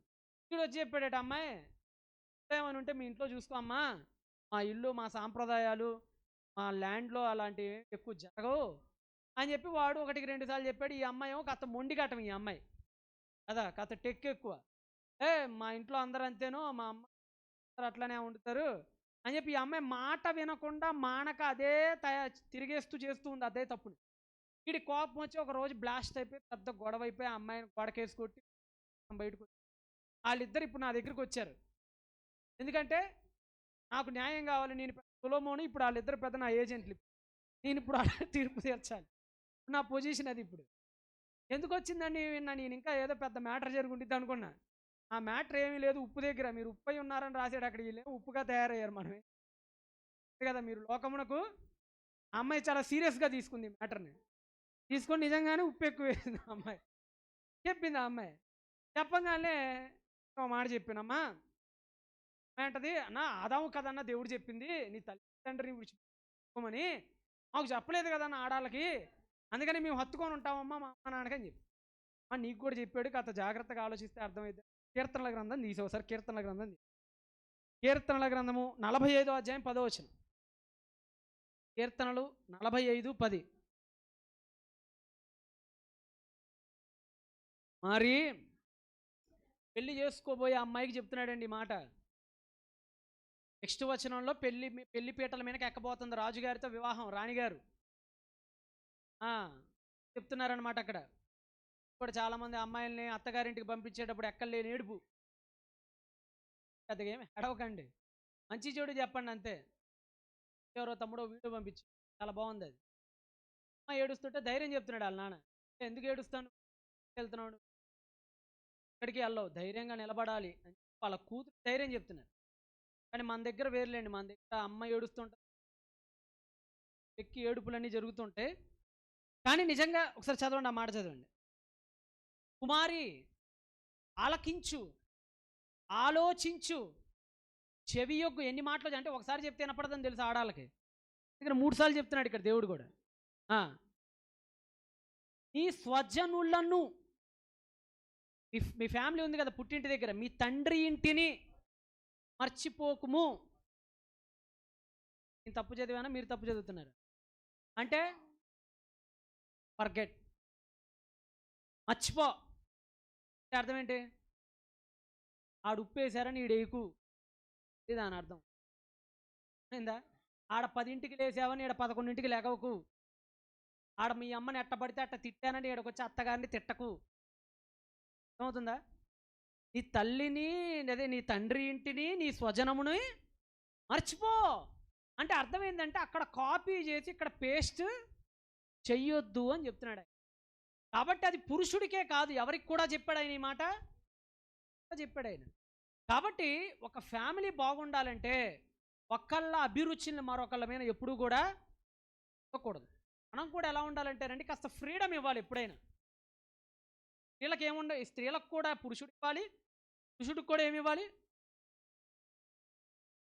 నేనున్నానండి, నేను లిటరల్గా చెప్తాను, నాకు ఉప్మా అంటే ఎక్కలేని కంపు. ఉప్మా తినాలంటే వాంతు నాకు. మా ఆవిడకి ఉప్మా అంటే తెగ ఇష్టం. నేను ఏం చేయాలి? నీ ఇష్టం నువ్వు తిను, నా ఇష్టం నేను తిన్నా అంటే అంతే. నాకు ఇష్టం లేదు కాబట్టి నువ్వు కూడా తినొద్దని ఎప్పుడు అనకూడదు. అవుతుందా? ఎవరి అభిరుచులు వాళ్ళే, ఎవరి శరీర తత్వాలు వాళ్ళే, వాటి దగ్గర ఎందుకు గొడవలు? ఏది ఇష్టమో వచ్చాయి. తిండి విషయంలో ఏవి అంటే వీలైనంత వరకు ఫ్రీడమ్ ఇవ్వగలగాలి. ఎవరికి? స్త్రీ అయినా పురుషుడికి ఇవ్వాలి, పురుషుడైనా. కానీ కొన్ని విషయాలు ఉంటాయి, పురుషుడు ఆత్మగౌరవానికి సంబంధించిన కొన్ని విషయాలు ఉంటాయి, వాటిల్లో మాత్రం నీ భర్త చెయ్యొద్దు అని అంటే నువ్వేం చేయాలి? ఆగిపోవాలి. కొంతమంది అలా కాదండి, భర్త ఏది చేయొద్దు అంటారు, పని కట్టుకొని మరీ చేస్తారు. అదే అక్కడ ఈ అయ్యగారికి కోపం వచ్చేసిద్ది. కోపం వచ్చి ఏమైపోద్ది? అదే ఈ మధ్య వీళ్ళు కూడా వాక్యాన్ని వక్రీకరిస్తుంటారు. పటాపట 2 వీక్ తిరస్సును అంటాడు వీడు. అది పురుషుడు కూడా ఎట్ట చేయారంటే బాగా కింద పడేసి ఎరగొట్టేయటం, ఏమనంటే నేను ఈ పురుషుని నువ్వు నా మొండాని అంటాం. కానీ ఇదే బైబిల్ స్త్రీ గురించి ఇంకో మాట చెప్పింది, యోగ్యురాలైన భార్య తన పెనిమిటికి కిరీటం. కిరీటం పైన ఉండిద్దా, శిరస్సు పైన ఉండిద్దా చెప్పండి? అంటే అప్పుడు ఎవరు అప్పులో ఉన్నారు మరి లెక్కన? ఆవిడ కూడా 2 పీకే నీ కిరీటం అనింది అనుకో, ఏం చేస్తాం? కాబట్టి వాక్యాన్ని ఎవరు మలుచుకోకండి, వాక్యాన్ని వాక్యంలా ఉంచండి. కానీ ఇంటి యొక్క కెప్టెన్సీ మాత్రం దేవుడు ఎవరికి ఇచ్చాడు? రూల్ వేరు, కెప్టెన్సీ వేరు, రెండింటికి తేడా ఉంది. రూల్ ద హౌస్ అంటే గృహ పరిపాలన ఎవరిది? కెప్టెన్సీ అంటే నాయకుడు వేరు. మళ్ళా నాయకత్వం ఎవరికి ఇచ్చాడు? అందుకని హవ్వ తప్పు చేసినా ఫస్ట్ వచ్చి దేవుడు ఎవరిని అడిగాడు? అవ్వని అడగల, యాడమ్ని క్వశ్చన్ చేశాడు. అవ్వని క్వశ్చన్ చేయాలి ఎందుకు? ఆవిడ కాదు నాయకురాలు. నాయకురాలు వేరు, పరిపాలకురాలు వేరు, రెండింటికి తేడా ఉంది. నాయకుడినే దేవుడు ఫస్ట్ క్వశ్చన్ చేస్తాడు. అందుకనే నిజంగా చూడండి, పాపం ఆదాము ఎన్ని కష్టాలు పడ్డాడంటే వాళ్ళ ఆవిడ వల్ల, ఎన్నో దూరం చేసుకున్నాడండి కేవలం వాళ్ళ ఆవిడ వల్ల. అంతేనా? అవ్వ వల్లే ఆదాముకి ఏమొచ్చింది? మరణం వచ్చింది. అవునా? పండు తినకపోతే ఆదాముకి ఏమొచ్చేది కాదు, మరణం లేదు. భౌతిక మరణం ఆదాముకి లేదు. తప్పుడు మాటలు చెప్తున్నారు, భౌతిక మరణాలు ఉన్నాయని. లేదు లేదు, వాటికి ఎక్కడ ఛాన్స్ లేదు బైబిల్లో. దాని గురించి సుదీర్ఘమైన ప్రక్రియ, దాని గురించి ఆలోచన.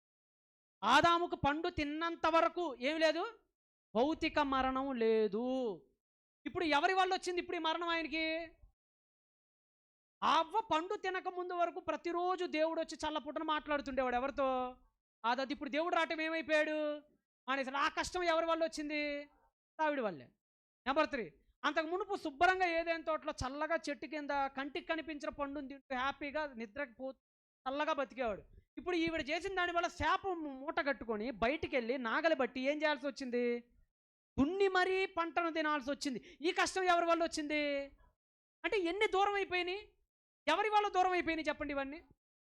ఆదాం ఒకసారి వెనక్కి తీసుకుంటే, నా దేవుడు నాకు దూరం అయిపోయాడు, ఏదైనా తోట నాకు దూరం అయిపోయింది, ఇంకా జీవం నాకు దూరం అయిపోయింది, మరణం నా దగ్గరికి వచ్చింది, చల్లగా ఆకుల మీద తిరిగా నేను ముళ్ళ తుప్పల మీద తిరగాల్సి వచ్చింది, రోజు హ్యాపీగా పండుకోవాల్సిన నేను కష్టజీవిలా పనిచేయాల్సి వచ్చింది. ఇవన్నీ ఎవరి వల్ల వచ్చినాయి నాకు? ఇప్పుడు అవన్నీ ఏం చేయాలి చెప్పండి? చెప్పండి. పదా, ఏ చెట్టు దగ్గర తిన్నావో పదా అక్కడ, ఆ చెట్టు దగ్గర తీసుకెళ్ళి పటాపట బాధేడ చెట్టుకేసి అక్కడే ఆ అంజూరపు తీగలు తీసుకుని ఉరేమన్నా వేసాడా? ఏం చేయలే. చేశాడో తెలుసా? 4వ అధ్యాయం 1 ఏం చేశాడో ఉంటుంది. 4వ అధ్యాయం 1, ఆదాము తన భార్య అయిన హవ్వను కొట్టినప్పుడు, కొట్టినప్పుడా కూడినప్పుడా? కొట్టలేదా? కొట్టాడట. అంటే ఆవిడ మీద ప్రేమ ఏం కాలా? నీ దూరం చేసినా ఆవిడ మీద కోపం రావట్లా. ఇన్ని కష్టాలు పెట్టినా ఆవిడ మీద చేయి చేసుకోవాలనిపించట్లా. ఇన్ని ఇబ్బందులు పెట్టినా ఆవిడకి విడాకులు ఇవ్వాలనిపించలా. చచ్చేంత వరకు తోడుగా నిలబడ్డాడు. ఎవరు? మరి ఈరోజు మీ ఆవిడేమన్నా తినొద్దన్న పండునేమన్నా తినిందా? ఈరోజు మిమ్మల్ని అడుగుతున్నప్పుడు ఏం చేసింది? అయితే ఏదో చిన్న చిన్న మిస్టేక్లు ఏదో చేస్తుంటుంది. అప్పుడప్పుడు ఆ తింగర్ బుర్ర వేసుకొని ఏదో వద్దన్నది ఏదో చేసి ఉంటుంది. దానికే ఈరోజు పెద్ద పెద్ద గొడవలు చేసేసి అంటే డైలాగ్ అంటాడు, ఒక క్షణం నువ్వు నా ముందు ఉండటానికి ఎక్కడికి వెళ్ళిపో. ఈవిడ కూడా ఏమనుకుంటుంది, వెళ్ళి చాలా రోజులు అయింది, వంకతో 2 నెలలు ఉండొద్దాం, అయ్యో శుభ్రంగా బట్టలు చదువుకొని ఈవిడ వెళ్ళిపోద్ది. లేదండి, అది ఎప్పుడు ఉండకండి. ఒకసారి జంట కలిసిన తర్వాత దాన్ని ఎవరు, కొన్ని కేసెస్ ఉంటాయి లేండి, వాడు సైకోగా బిహేవియర్ చేసి మెంటల్ కండిషన్ దారి తప్పిపోయి అలాంటి వాడి దగ్గర మాత్రం ఇది వర్తించకపోవచ్చు. ఎందుకంటే విడాకుల గురించి యేసు క్రీస్తు వారు చెప్పిన ప్రక్రియ వెనుక కూడా చాలా పెద్ద సబ్జెక్ట్ ఉంది. విడాకులు ఏ కండిషన్స్లో తీసుకోకూడదు అనేది పెద్ద ప్రక్రియ. కానీ 95% ప్రతి ఒక్కరు ఎలా ఉండటానికి ప్రయత్నించాలి? కలిసి ఉండటానికి ప్రయత్నించాలి. కానీ ఈరోజు అది కరువయ్యి ఇద్దరు విడిపోతున్నారు. ఈ లోపల ఎవరో ఒక బిడ్డ పుడతారు, ఆవిడ తీసుకొని పుట్టింటికి వెళ్ళిపోద్ది, ఆడికి ఇంకెవరు ఉండరు, తండ్రి ఉండడు, పెంపకం కరువు అయిపోద్ది. తల్లి భయం ఎంతకాలం ఉంటుంది చెప్పండి? పురుషుడికి ఉంటుందా? ఎక్కువ కాలం ఉంటుందా? కదండి. నేను మా గుంటూరులోనే మా ఇంటికి చాలా దగ్గరలో ఒక అమ్మాయిని మర్డర్ చేశాడు. అమ్మాయి పేరు రమ్య అని, ఇంటర్మీడియట్ చదువుతున్న అమ్మాయి. ఆ అమ్మాయి నేను ఎప్పటి నుంచో ప్రేమిస్తున్నాడు. ఆ అమ్మాయి దానికి కొంతకాలం చనువుగా మెలిగి తర్వాత చనువుగా మెలగటం ఆపేసింది. వీడికి ఆ అమ్మాయి మీద పడి నువ్వు ఒప్పుకోవా అన్నాడు. ఆ అమ్మాయి నేను అప్పుడు ఏదో నీతో మాట్లాడే ఉద్దేశం. వాడేమన్నాడంటే, సరే ఓ పని చేస్తాను, సరే కిందకి రా, మీ ఇంటి దగ్గర ఉన్నా నేను, ఏం లేదు నీతో చివరికి ఒక విషయం చెప్పి వెళ్ళిపోతాను నేను. సర్లే ఈ దరిద్రం వదిలే అని చెప్పి అమ్మాయి కిందకు వచ్చింది. నకమాలున్న కత్తిని అక్కడికక్కడే తీసుకునండి నడ్డి రోడ్డు మీద జనాలందరూ చూస్తారు, కడుపులో 12 సార్లు పొడిచారు. జనాలు ఆపటానికి వస్తుంటే వాళ్ళ వైపు కత్తి చూపించి బెదిరించి పక్కన వాళ్ళందరి ముందు తెగనరికి వెళ్ళి నడ్డి రోడ్లో జరిగింది. నాకు తర్వాత అంటే నేను ఎక్కువ స్టడీ చేస్తూ జరుగుతున్న రూట్ ఆఫ్ కాజ్ నేను ఎక్కువ ప్రయత్నం చేస్తాను, దేనికైనా రూట్లోకి వెళ్ళాలనేది నా ఉద్దేశం. వాడి గురించి నేను కొంత ఎంక్వైరీ చేసే ప్రయత్నం చేస్తాను. వాడు ఎక్కడ ఉంటాడు? వీళ్ళ అమ్మ నాన్న చిన్నప్పుడు విడిపోయారు. అమ్మ వేరే అతని దగ్గర, నాన్న వేరే ఆవిడ దగ్గర. వీడికి తండ్రి పెంపకం కరువు అయిపోయింది. వీడిని హాస్టల్లో పెట్టి చదివించారు. వీడు చిన్నప్పటి నుంచి మెంటల్గా బాగా డిస్టర్బ్ అయిపోయాడు. వీడికి మంచి చెడు చెప్పేవాళ్ళు లేడు. వాడు సైకోగా మారిపోయి ఇదిగో ఇలాంటివన్నీ చేస్తూ ఉన్నాడు. తర్వాత అర్థం, వాడి ఇంటి దగ్గర కూడా చాలామంది చెప్పారు, అమ్మాయి అమ్మడ పడ్డాడు, మా పడ్డారయ్యా, మేము కూడా చెప్పి చూసి చేశాడు వాడు. అంటే దీన్ని బట్టి ఏమర్థం అవుతుందంటే, పిల్లల పట్ల తల్లిదండ్రుల చూపు కనుక సరిగ్గా లేకపోతే ఏమైపోతారు పిల్లలు? సైకోల్లో తయారైపోతారు. కాబట్టి భార్యాభర్తలుగా ముందు మీ ఇద్దరు బాగుండండి. అరుచుకోకండి, కరుచుకోకండి, కొట్టుకోకండి. కొంతమంది ఇళ్లలో వారానికి గొడవ అండి, ఉట్టి పుణ్యానికి గొడవలు పెట్టుకుంటారు. ప్రతి చిన్న విషయానికి రాద్ధాంతం చేసుకుంటారు. ప్రతి చిన్న చిన్న సూక్ష్మ విషయాలకు కూడా రోడ్డున పడి మరి బండబూతులు కుటుంబాలు లేకపోలేదు. మనం అలాంటి పరిస్థితుల్లో మీరు ఎప్పుడూ ఉండకూడదు. వాక్యం మనకు ఒకటే చెప్తుంది. స్త్రీకి అయితే ఏం చెప్తుంది? అనుకువయు వస్తబుద్ధి కలిగి ఉండమని చెప్తుంది. పురుషుడికి ఏం చెప్తుంది? ఈ భార్యని ఏమని చెప్పింది? పురుషుడికి ప్రేమించి సన్మానించమని కూడా చెప్పింది. సన్మానించడం అంటే అధికారాన్ని దేవుడిచ్చింది పెత్తనాన్ని చలాయించడం కోసం కాదండి, ఆవిని దారిలో పెట్టి దేవుని కోసం బ్రతికేటట్లు చేయాలి.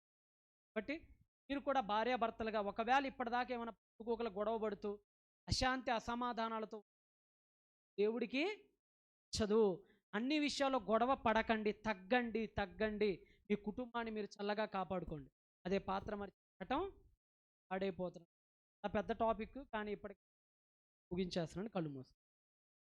పరిశుద్ధుడా, నమ్మకం కలిగిన మా కన్న తండ్రి, ఈరోజు కుటుంబాల్లోనైనా హఠాలైన భర్త తన పాత్రని, భార్య తన పాత్రని మర్చిపోయారు.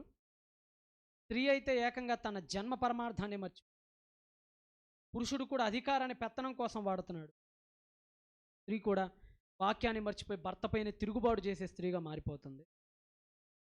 అలాంటి స్త్రీగా తను ఉండకూడదు, భర్తని కసాయి వాళ్ళలాగా వేధించే భర్తగా పురుషుడు ఉండకూడదు. ఇరువురు వాక్యంతో సరిచేసుకుంటూ ఇద్దరు దేవుని బిడ్డలేనన్న సంగతిని జ్ఞాపకం చేసుకుంటూ, ఒకళ్ళ నుంచి ఒకళ్ళు వచ్చారు అన్న సంగతిని జ్ఞాపకం చేసుకొని వీళ్ళందరూ అలాగా కలిసిమెలిసి కుటుంబాన్ని కాపాడుకుంటూ పిల్లల్ని దేవుని యందు పెంపొందించుకొనుచు ఒకళ్ళనొకళ్ళు అర్థం చేసుకొని, ఈ ప్రపంచంలో భర్త కంటే ఎవరు ఎక్కువ కాదు. దేవుడి తర్వాత ఈ ప్రపంచంలో ఎవరైనా ఒకళ్ళు ఎక్కువ అంటే అది కేవలం భర్త మాత్రమే. అది లేఖనం ఇచ్చే విషయం. ఇది ప్రతి స్త్రీ గుర్తుపెట్టుకోవాలి. భర్త కోసం అవసరమైతే ఏదైనా చేయగలగాలి, కానీ భర్తకై ఏదైనా చేయకూడదు. విషయాన్ని ప్రతి స్త్రీ గుర్తుపెట్టుకోవాలి. భర్త భార్య మంచి కోరి ఇది వద్దు అన్నప్పుడు ఆగిపోవటం చాలా మంచిది. రెట్టమతంతో ముందుకు వెళ్తే తనైనా భర్త కూడా నాయన అధికారాన్ని మీరు తనకిచ్చిన బలాన్ని ఉపయోగించి ప్రతిదానికి బానిసలా చూడకుండా తాను కూడా సాటి మనిషే, సాటి సహకారేనన్న సంగతి జ్ఞాపకం చేసుకో, మంచి చెడు క్షమించుకుంటూ మంచి చెడు చెప్పుకుంటూ కాస్త స్వతంత్రతను కాస్త నాయకత్వపు లక్షణాలను కొనసాగిస్తూ ముందుకెళ్ళే గొప్ప ధన్యతని భర్తలకు కూడా అనుగ్రహించి కుటుంబాన్ని కాపాడుకునే గొప్ప ధన్యతను వీళ్ళందరికీ పొందుతారు. తర్వాత నుంచి బందర్లో జరగబోయే సభలో జ్ఞాపకం ఉంచి ముందుకు నడిపించుకోండి. యేసుప్రభు వారి పేరిట ప్రార్థన అడిగి వేడుకొనుచున్నాం మాకన్నా. మ్యాన్ సంతోషం పిల్లలు.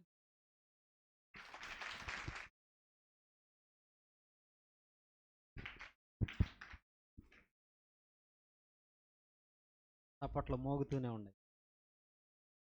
మంచి భోజనం తిన్నారు కదా. భోజనం తిన్నవాళ్ళు ఎవరైనా ఉన్నారా?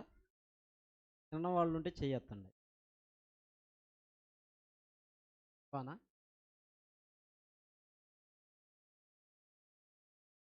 ఆత్మీయ భోజనం తిన్న వాళ్ళు చేయొత్తండి. అర్థమైందా? అర్థం కాలేదు. అర్థం కాలేదా?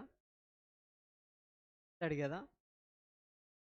ఆత్మీయ భోజనం తినని వాళ్ళు చేయొత్తండి. ఒకళ్ళు ఎత్తుతున్నారు. నిద్రపోయారా? ఎవరెవరు నిద్రపోయారో చూస్తానే ఉన్నా. నేను కూడా నిద్రపోయా కదా. ఈరోజు బైబిలు కుటుంబాన్ని నిలబెట్టాలి అని వాస్తవమైన మాట.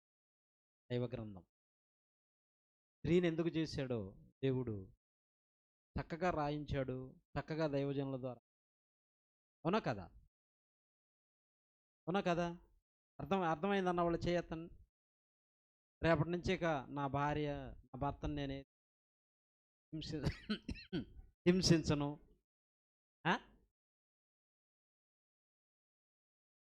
భర్తది ఎలా ఉంటుందంటే చెప్తున్నా మీకు, నువ్వు అడగంగానే ఏదన్నా తెచ్చిచ్చి నీతో ప్రేమగా మాట్లాడుతూ దగ్గరగా కూర్చొని అన్నీ నీకు చెప్తూ ఉంటే అప్పుడు అనిపిస్తుంది చూడు మంచి భర్త దొరికాడు అని. లోపల లోపల పొంగిపోతుంటావు, ఆనందపడిపోతుంటావు, సంతోషపడుతూ ఉంటావు. ఏదన్నా ఒక్కటి తేలేదనుకోండి 10 రోజుల తర్వాత ఇవన్నీ మర్చిపోద్ది. అప్పుడప్పుడు ఉడవడవడ కారిపోతుంటాయి. దేవుడి మీద ఆధారం పెట్టి, భర్త మీద ఆధారం పెట్టి. ఫస్ట్ ప్రియారిటీ దేవుడు, భర్త. ఆ తరువాతే నీకు ఏదైనా బట్టలు. ఈరోజు స్త్రీలను అడిగామనుకోండి, మీకు బంగారం ముఖ్యమా బట్టలు ముఖ్యమా అంటే ఎవరు ముఖ్యమంట? చాలు చెప్పండి. దేవుని సన్నిధి ఇది. బంగారం ముఖ్యం. 10 కేజీలు బంగారం ఉంటే సంతోషం ఉండదు. బంగారం లాంటి భర్త ఉంటే మంచి మాటలు చెప్పి కుటుంబాలను దేవుల్లో నిలబెట్టడానికి ఎన్నో విలువైన శ్రేష్టమైన మాటలు చెప్పి సాంసన్ అన్నయ్య గారికి అందరూ ఒకసారి చప్పట్లు కొట్టి మీ యొక్క ఆనందాన్ని తెలియజేయవలసింది కోరుచున్నాను. Very good. మంచి జోష్ ఇచ్చారు సార్ మా వాళ్ళకి. ఆక్కుండా కొడుతున్నారు. ఇదే కుటుంబంలో చూపించండి. భర్త దగ్గర చూపించండి. భర్త అయితే భార్య దగ్గర చూపించండి. ప్రేమగా భార్యని గౌరవించండి, ప్రేమించండి. ఆమెలో ఉన్న బాధలు ఏంటియో కూడా వినండి, అవకాశం ఇవ్వండి మీతో ఫ్రీగా మాట్లాడేదానికి. వాళ్ళ బాధ చెప్పుకోవాలని, ఎంతో ఫ్రీగా మీతో మాట్లాడాలని ఆశపడుతుంటారు, ఇష్టపడుతుంటారు. అలాంటి సమయంలో మీరు వాళ్ళకి సమయం ఇవ్వకుండా, నేను చెప్పినట్టే విను, నాదే పై చేయి, అన్నీ సంపాదిస్తామని ఇంట్లో కూర్చుంటున్నా నీకేం తెలుసు, బయటికి పోతే తెలిసి, ఇవన్నీ మాట. నీలో సగభాగం నీదేదుండా ఆమెకు అవుతుంది, ఆమెదేదుండా నీకు అవుతుంది. అందరూ సమానంగా ఉంటారు. మంచిది, మంచి శ్రేష్టమైన విలువైన మాటలు విన్నాం. మరి ఈ సమయంలో ప్రార్థన చేసుకొని కార్యక్రమం ముగించుకుందాం. అందరూ తప్ప మూసుకున్నట్లయితే చివరిగా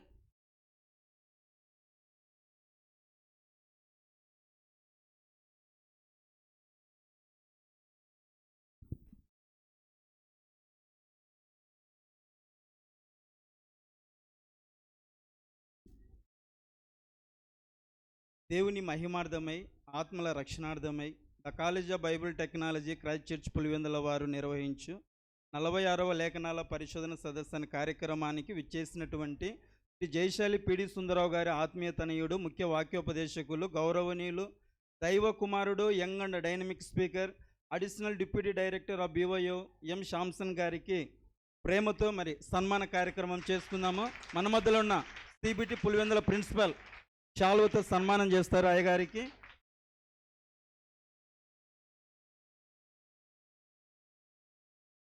అలాగే సిబిటి వైస్ ప్రిన్సిపల్ పులివెందుల దండతో సన్మానం చేస్తారు. అందరం చప్పట్లు కొడదాం. మంచి విలువైన సంగతులను అయ్యగారు తెలియపరిచారు. అలాగే పెద్దిరాజు అయ్య గారు, పురుషోత్తమ అయ్య గారు ఒకేతో సన్మానము వాళ్ళిద్దరికి.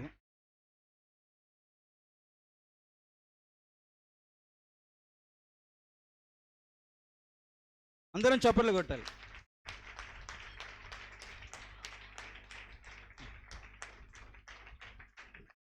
ఓకే, మంచిదయ్య గారు మమ్మల్ని ప్రేమించి మా సన్మానాన్ని స్వీకరించినందుకు.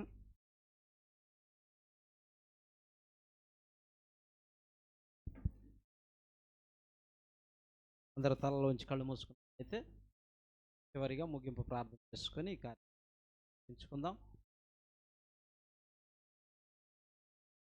మహాపరిశుద్ధుడు అయిన దేవ, జీవాధిపతి అయిన స్తోత్రములు. మీరు మాకు ఇచ్చిన ఈ సమయాన్ని బట్టి ఈ కృతజ్ఞతలు, స్తుతులు, స్తోత్రములు. ఇప్పటి వరకు తండ్రి మీకు ఎన్నో విలువైన శ్రేష్టమైన మా జీవితాలకు, మా కుటుంబాలకు అవసరమైనటువంటి ఇచ్చారు. యవ్వన ప్రాయంలో ఎలా మేము బ్రతకాలి నేర్పించారు. అదేవిధంగా భార్యాభర్తల మధ్య బంధం, ఈ భూమిపై నరులను సృజించిన ఉద్దేశాన్ని దాన్ని బట్టి కృతజ్ఞతలు చెల్లిస్తున్నాం. అందించిన మీకు సని గారిని తాను చేస్తున్న మీ పరిచర్యలో, ప్రయాణాల్లో తోడు తండ్రి, తన కుటుంబంలో శాంతి, నెమ్మది, స్థానము, ప్రేమను దీవించండి, ఆశీర్వదించండి. ఇంతవరకు మమ్మల్ని అందరినీ మీ ఆరోగ్యమును వేదిక మీద బిడ్డలను జ్ఞాపకం చేరి వచ్చిన మీ బిడ్డలందరినీ జ్ఞాపకం, అందరి కుటుంబాలలో శాంతి, బిడ్డలందరినీ దీవించండి, ఆశీర్వదించండి.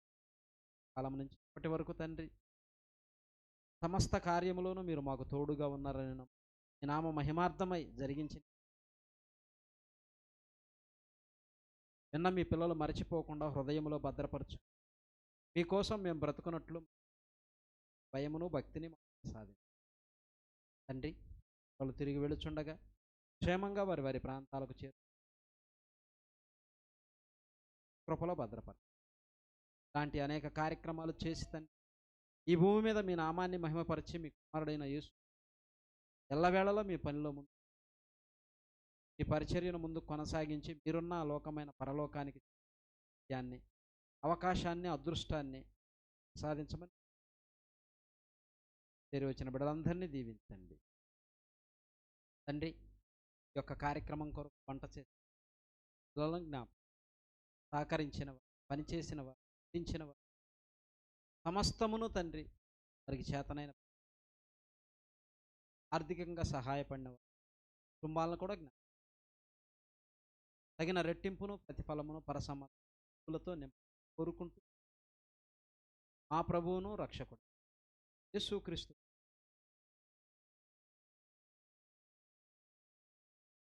సర్వసృష్టికి కారణభూతుడైన తండ్రి ప్రేమయు మనందరి ఆత్మలకు రక్షకుడు క్రీస్తు వారి కృపయు పరిశుద్ధాత్మని యొక్క అన్యోన్య సహవాసం సన్నిధి సదాకాలం మనందరికీ తోడయుండి నడిపి అందరికీ వందనం. ఇలాంటి కార్యక్రమాలు ప్రతి నెల మేము జరిపిస్తూ ఉంటాం. అవకాశం ఉన్న ప్రతి ఒక్కరూ పాల్గొనండి. కొత్తగా వచ్చిన వారు ఉంటే మీ యొక్క ఫోన్ నెంబర్ క్యాబిన్లో పిల్లలకి వాట్సాప్ గ్రూపులో మీ నెంబర్ యాడ్ చేస్తాం. ప్రతి మెసేజ్ కూడా ఎప్పటికప్పుడు అప్డేట్ చేయడం జరుగుతుంది. కార్యక్రమాలు కూడా తెలియజేస్తూ ఉంటాం. దైవ కార్యక్రమాలు మీరు అందరూ కొనవచ్చు. అదేవిధంగా క్రైస్ట్ చర్చి పులివెందులు అనే యూట్యూబ్ ఛానల్ ఉంది. ఆ ఛానల్లో పాటలు, ఆడియో, వీడియో, మెసేజెస్, ట్రాక్స్ అన్నీ ఉన్నాయి. వాటిని మీ ఆత్మీయ ఎదుగుదలకు ఉపయోగించుకున్నట్టుగా ప్రభు పేరిట మనవి చేస్తున్నాం. ప్రతి ఆదివారం ఆరాధన కార్యక్రమం ఉంటుంది. ఉదయం 10 గంటల నుంచి మధ్యాహ్నం 1 గంట వరకు.